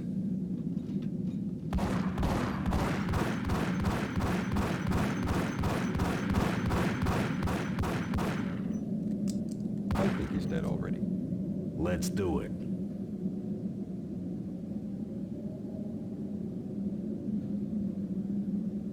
Attention all personnel. The self-destruction sequence has been initiated. Evacuate the complex immediately. Repeat. The self-destruction sequence has been initiated. Proceed to the nearest exit immediately.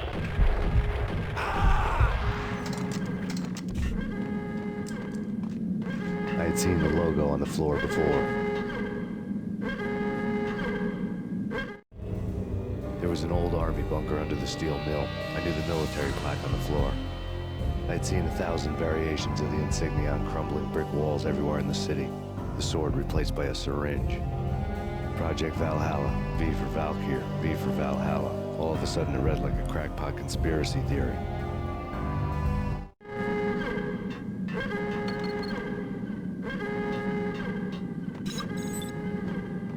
Abort! The self-destruction sequence has been initiated! Get the hell out of here! The place is gonna blow! Oh!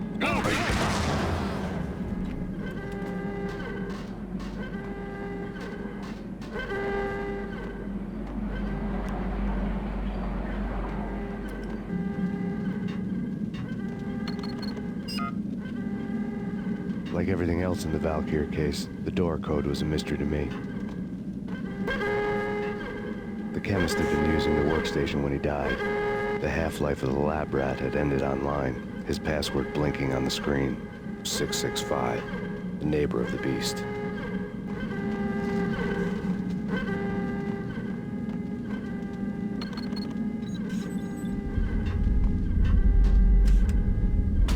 Attention all personnel. The self-destruction sequence has been initiated. Proceed to the nearest exit immediately.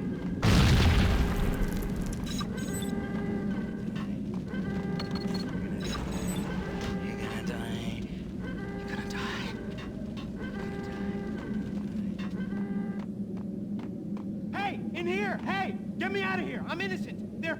Let me out! Thanks. I thought I was gonna die in there for sure. I need you to get me through the decontamination chamber airlock. You're crazy! No way! The place is blowing up, for Christ's sakes! Either that or back to the cell. Your choice. Okay, I'll do it. I'll do it.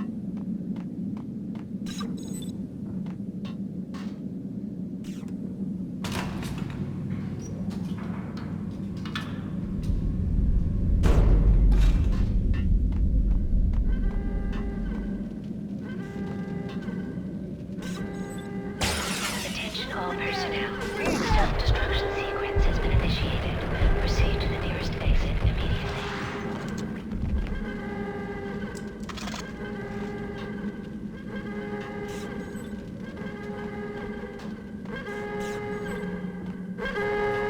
Get in. I'll punch you through. Decontamination in progress. Decontamination. I was caught in the middle of the deadly web that was the Valkyr case.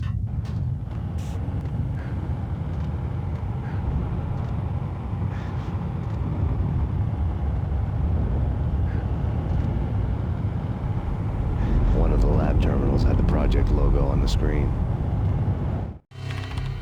Top secret. Project Valhalla. U.S. Army.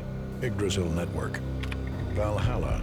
The otherworldly place in Norse mythology where the bravest heroes spent their afterlife feasting and fighting forever, their wounds miraculously healed night after night. Valkyr, the maidens who chose the most courageous Viking warriors and carried them to Valhalla. 1991. The research objective is to create a chemical substance to enhance the stamina and morale of infantry troops. 1995. Results unsatisfactory. Project canceled. Someone had decided to continue the sick experiment unauthorized. Project compromised. Data leak. Fix the damage by any means necessary. Security clearance red. Authorized by the project lead. Field test. Double the dosage for all the remaining test subjects.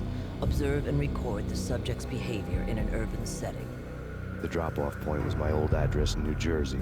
The file dated 3 years ago. Just when you thought you had reached the deepest depths of horror, it suddenly got worse. How to turn off that small voice inside your head that started to whisper that you should be glad that now, if not before, your revenge was justifiable on any conceivable moral scale. That small voice proved, beyond any doubt, that I was damned. The dagger-heeled woman had come and gone a long time ago. There was nothing more for me here. The bunker's name was acting as a self-fulfilling prophecy.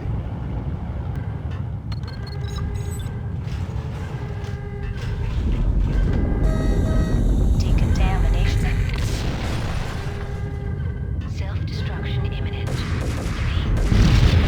28, 27, 26, 25, 24, 23, 22, 21, 20, 19, 18, 17, 16, 15, 14, 13, 12, 10, 9, 8, 7,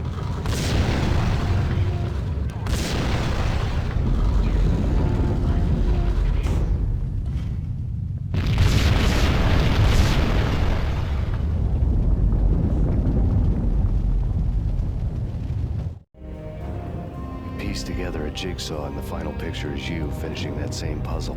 A mad, green-eyed killer standing behind you. An urban legend come true. The Project Valhalla test subjects had been the mad junkies who had murdered my loved ones. The rest was simple body count math. It all pointed to her. Ms. Valkyr. The factory went up in a fiery inferno behind me. All my leads were dead, turned to smoke and dust. I had lost my way. I hadn't slept in a million years.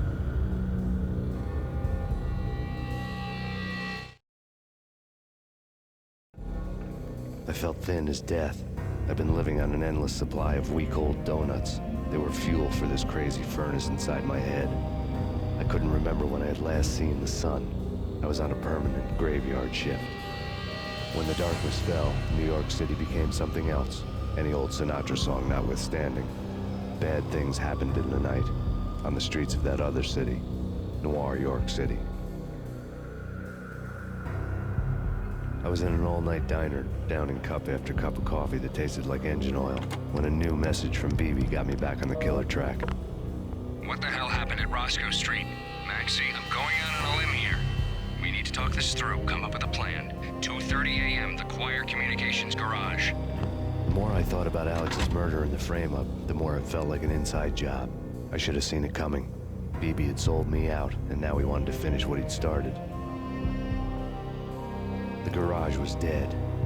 BB showed up in his tailor-made suit, gold watch and cufflinks to match, all way beyond the cops' pay. Maxie. Oozing suave charm, he was guilty as hell. What the hell does BB stand for anyway? Backstabbing bastard? Come on, don't be like that. Have a cigar. I don't smoke. Maxie, you have no idea how big this is. It's huge. You have no idea. I think I do. You're a bribe-taking bent cop who sold out his partner. Those mobsters in the subway were a dead giveaway. Hard to miss. Bet it was exactly like this with Alex. Up close and personal. You can't win this one, Max. No, but I can make damn sure none of you do either. BB turned out to be another cardboard cutout bad guy.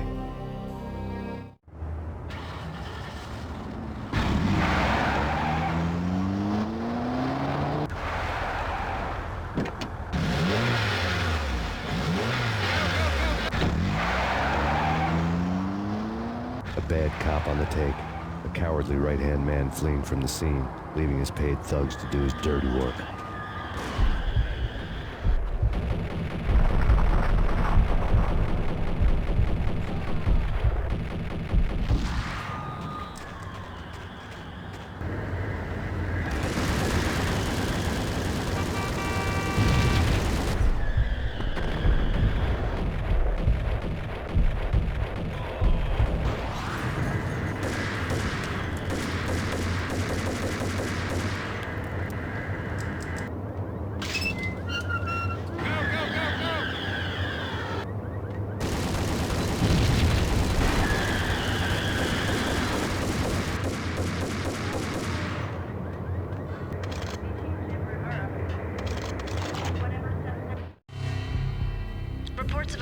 at the Punchinello Manor in Westchester. The manor is the home of Angelo Punchinello, the alleged head of the Punchinello crime family. The police are now saying, contrary to their earlier statements, that Max Payne is still alive and at large. He continues his vendetta against the Mafia, of which this last act of arson is attributed to. I had no recollection of setting any fires, but I did remember the flames.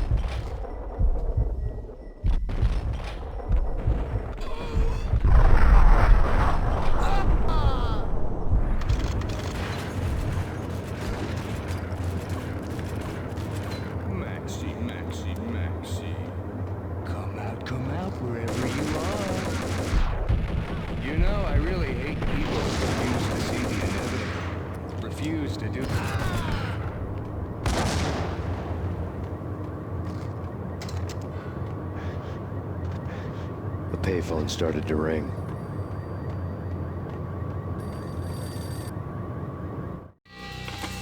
Yeah. Max Payne? Whatever does it for you. This is Alfred Woden. I can give you the name of your enemy. Come to the Asgard building presently. We are expecting you.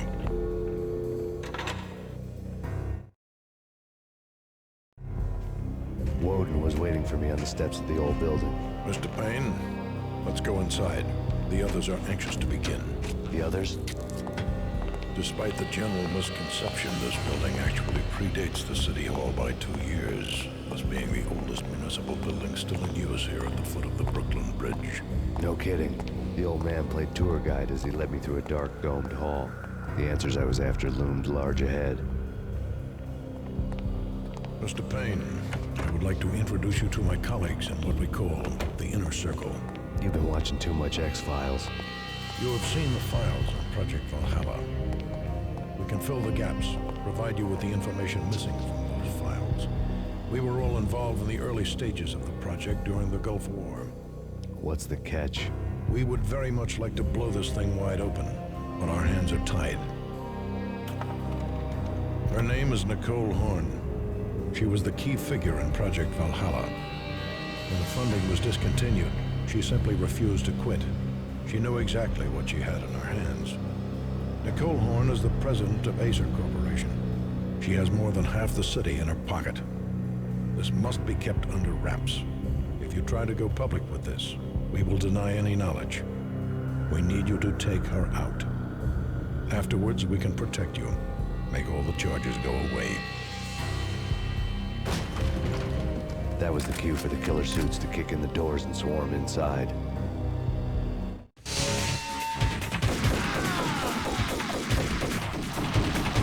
It was an impressive floor show, but I decided to leave early anyway. It was only a one-story fall. Lucky me.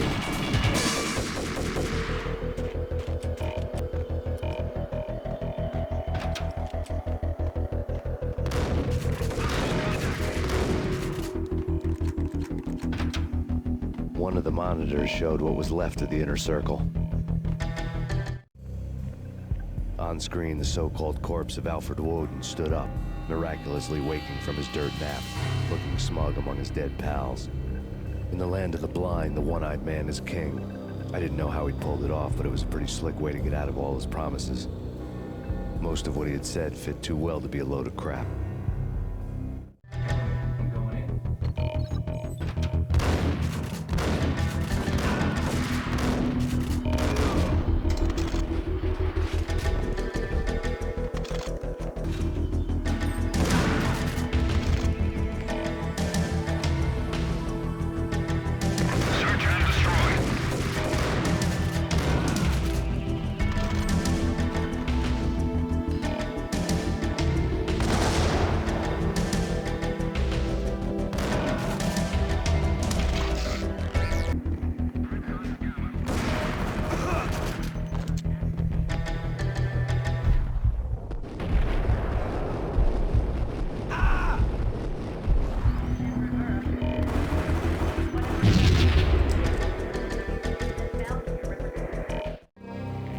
is your answer to those saying that he is actually providing a service long overdue to the city? This crusade nonsense has gone too far. He's out of control. It must stop. He will be stopped.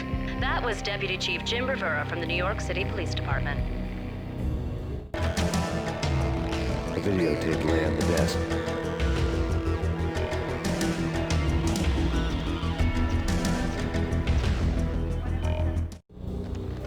Nicole Horn had blackmailed the Inner Circle into silence. The tape came with a curt extortion note on a piece of expensive paper. I remembered Candy Dawn taping her clients in action on the side, selling the tapes to the highest bidder. I was sure that kinky sex was nowhere near Alfred Woden's worst sin. But I had a feeling that when this was over, any collateral would come in handy. Woden had left me a present. Woden had taken care of my mission preps with military precision. The critical areas in the Acer Corporation headquarters blueprints were circled in red. The president's office was at the top of the building, right below her penthouse suite. The elevators were controlled by a security computer, part of the mainframe located underground below the building. The high-rise was sealed as tight as a sci-fi fortress.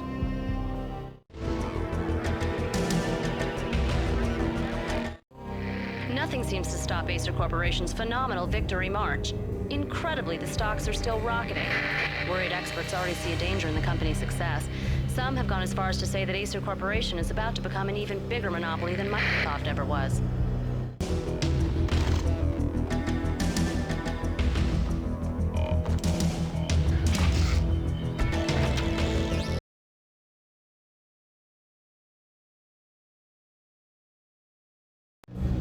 I had dreamed of revenge. Those dreams were always nightmares, of coming close and then failing. Now I was close. I had a name to guide me, Nicole Horn. I had nothing to lose. The Inner Circle had quite a track record.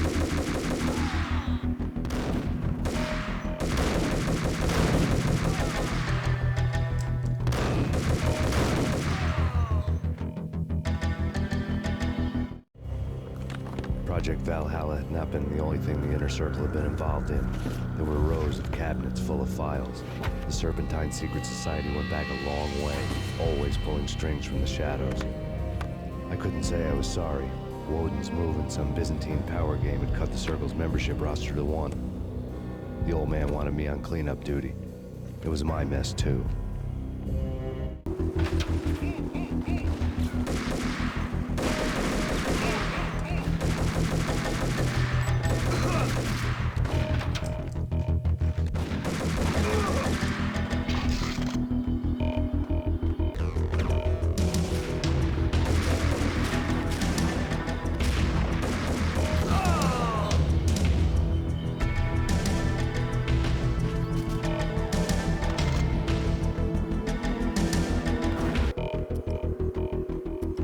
CIA. Max Payne located.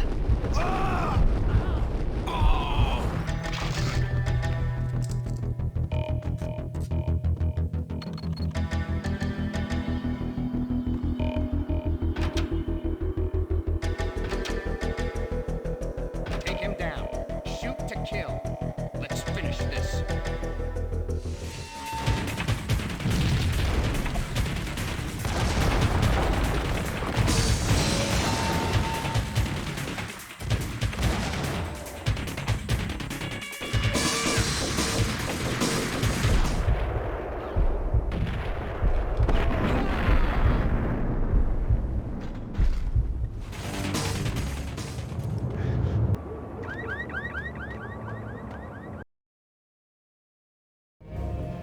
Mine wasn't the most original approach to the problem.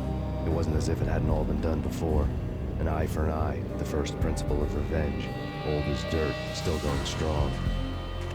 The cardinal rule in going after someone with an intention to kill was not to make it personal, which it almost always ended up being anyway. It did with me. I took my time, cruising around the city in the snow. There was no hurry. I knew what I had to do now. I took my time, thinking about it, building up the rage. When I was ready, I parked the stolen wheels at the front entrance of the Acer Corporation headquarters. Got out, got in, got cracking. I had a bullet with Nicole Horn's name on it. I had 10,000 bullets with the hag's name on them.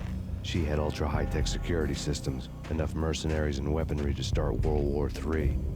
There was no fear. New York disappeared behind a veil of snow. I had crossed the threshold. This was her domain, sleek and sexy and soulless, all glass and steel. A place of color-coded security keycards, metal detectors, and surveillance systems.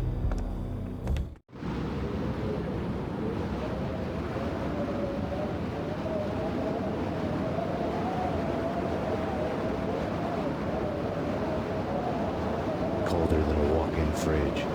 Cold as a gun.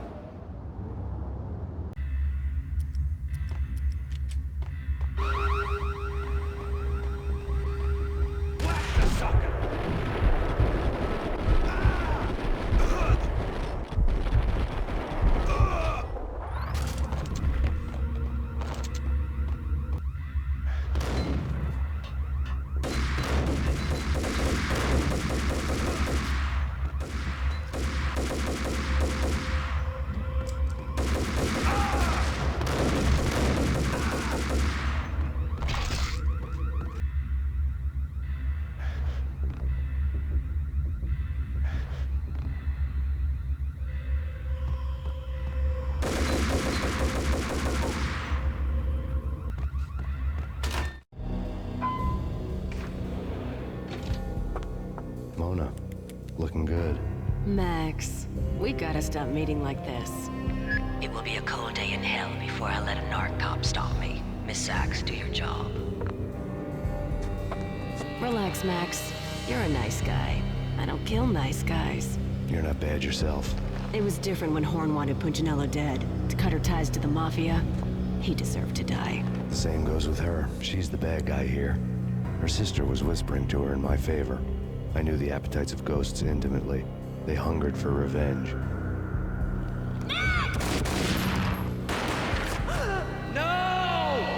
The gunshot boomed and she fell down in slow motion. She was a nice girl, not really a stone-cold killer. And now she was stone-cold dead. Like religious fanatics or loyal samurai, Horn's private army was coming at me. Contact.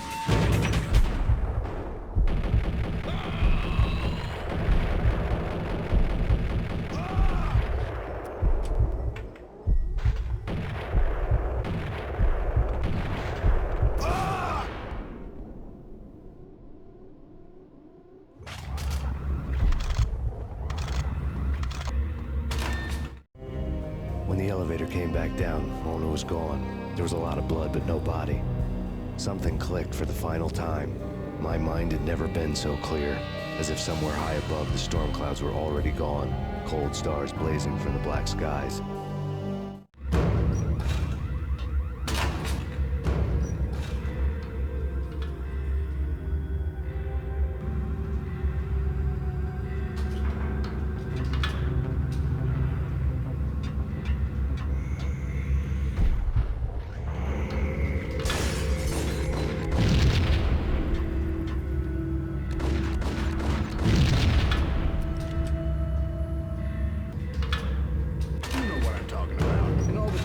Movies, and I'm talking about the coolest of the cool.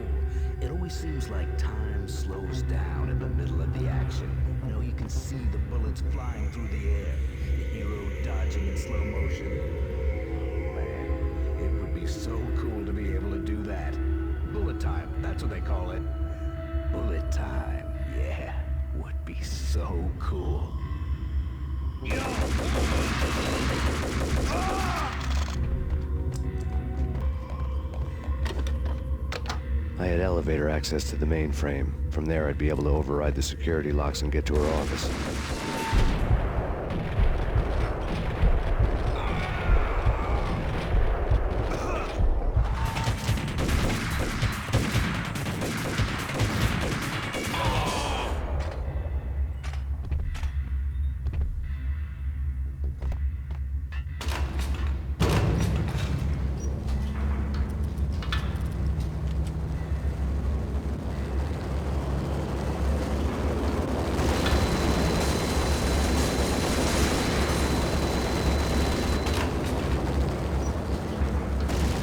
unmarked chopper was Horn's pet guardian, inhuman and flawless. It was stalking me. Stereotyped. I'm not a cold-blooded killer. I'm a nice guy. I love my wife. I have 2 boys I'm very proud of. We just have to make the ends meet. And if that means I have to shoot someone now and then, hey, it's just my job from 9 to 5. Well, not quite from 9 to 5, but I hear you. Hold it, bastard!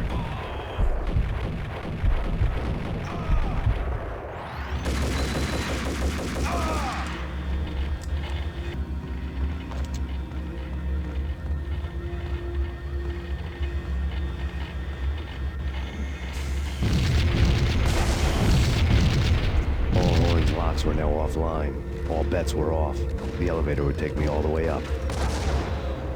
Seen from this height, the night seemed to stretch on to eternity. A hint of desperation had crept into the snowstorm, as if it was trying to get it all out before the end.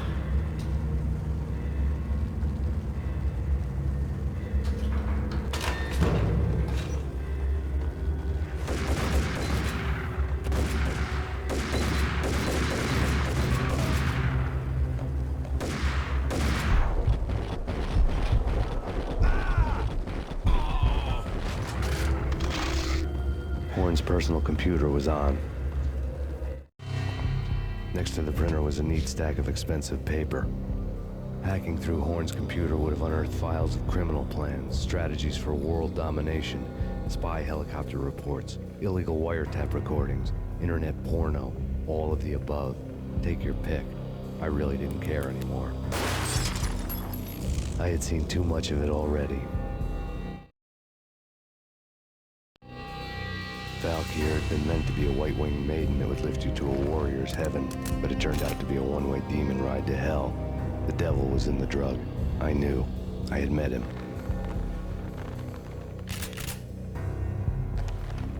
And now I was gonna kill her. The queen of the underworld who had tried to lift herself a bit closer to heaven with her drug money. No begging, no bribes. She knew better. Honor among killers. We who were about to die. Both of us knew how this would end, in pain and suffering. All this because your wife stuck her nose into things that were none of her business. The cops were coming to take me away. The sirens were like a bad conscience I couldn't shake. It's ridiculous you've made it this far. You won't be alive when they get here. Stop him!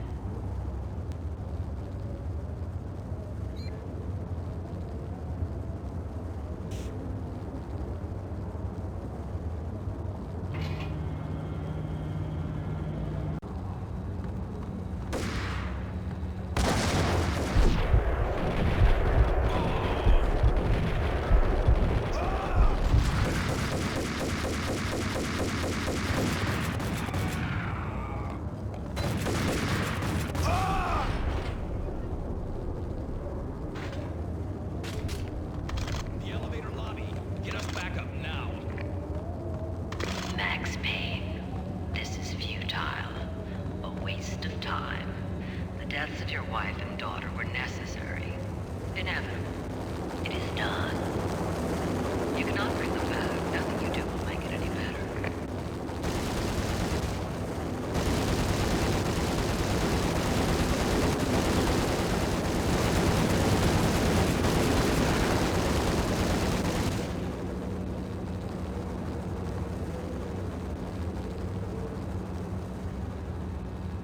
Max Payne, you are fighting a losing battle.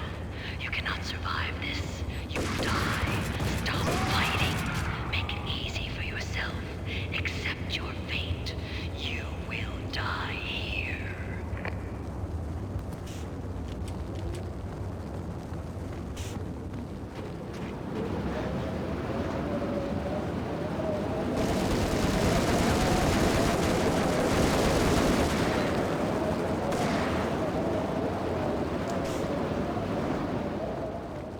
Max Payne, face it. You are up against an unbeatable force. You have already lost. You have lost. Only death will set you free from your pain. Accept it. Surrender. Give up.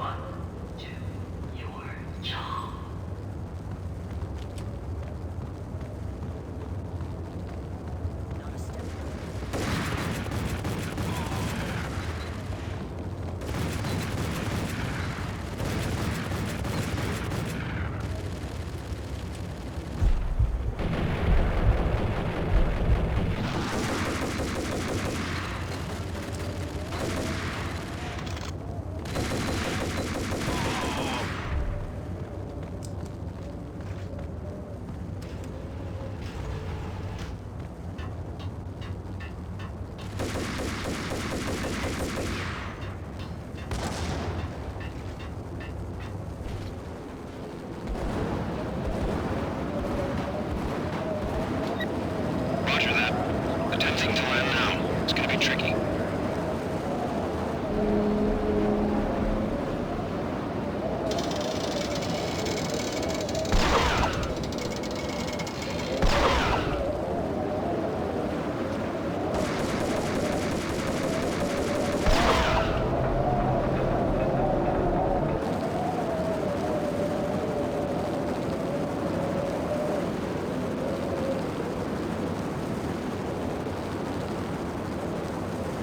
She's on board. We're out of here as soon as the wind dies down. Don't like the look of that mast.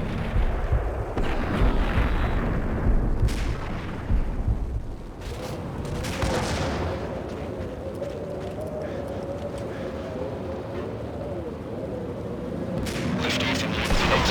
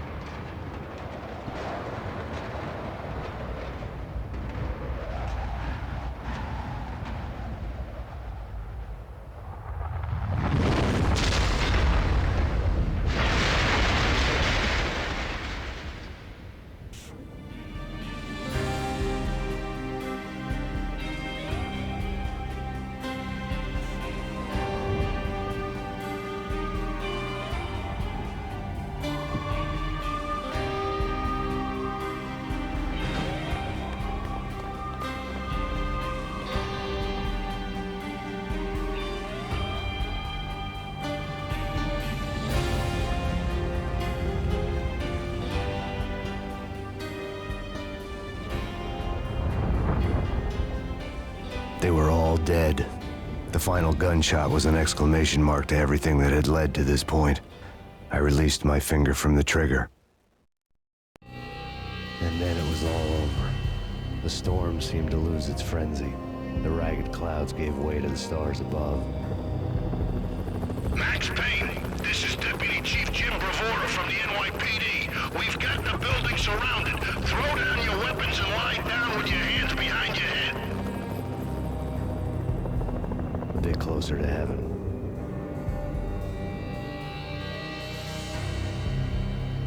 The cops' voices were distant and muted. Freeze! NYPD! Hold it right there! My ghosts released me from their haunting. Down below, New York City glittered like diamonds on black velvet. You gave us one hell of a ride.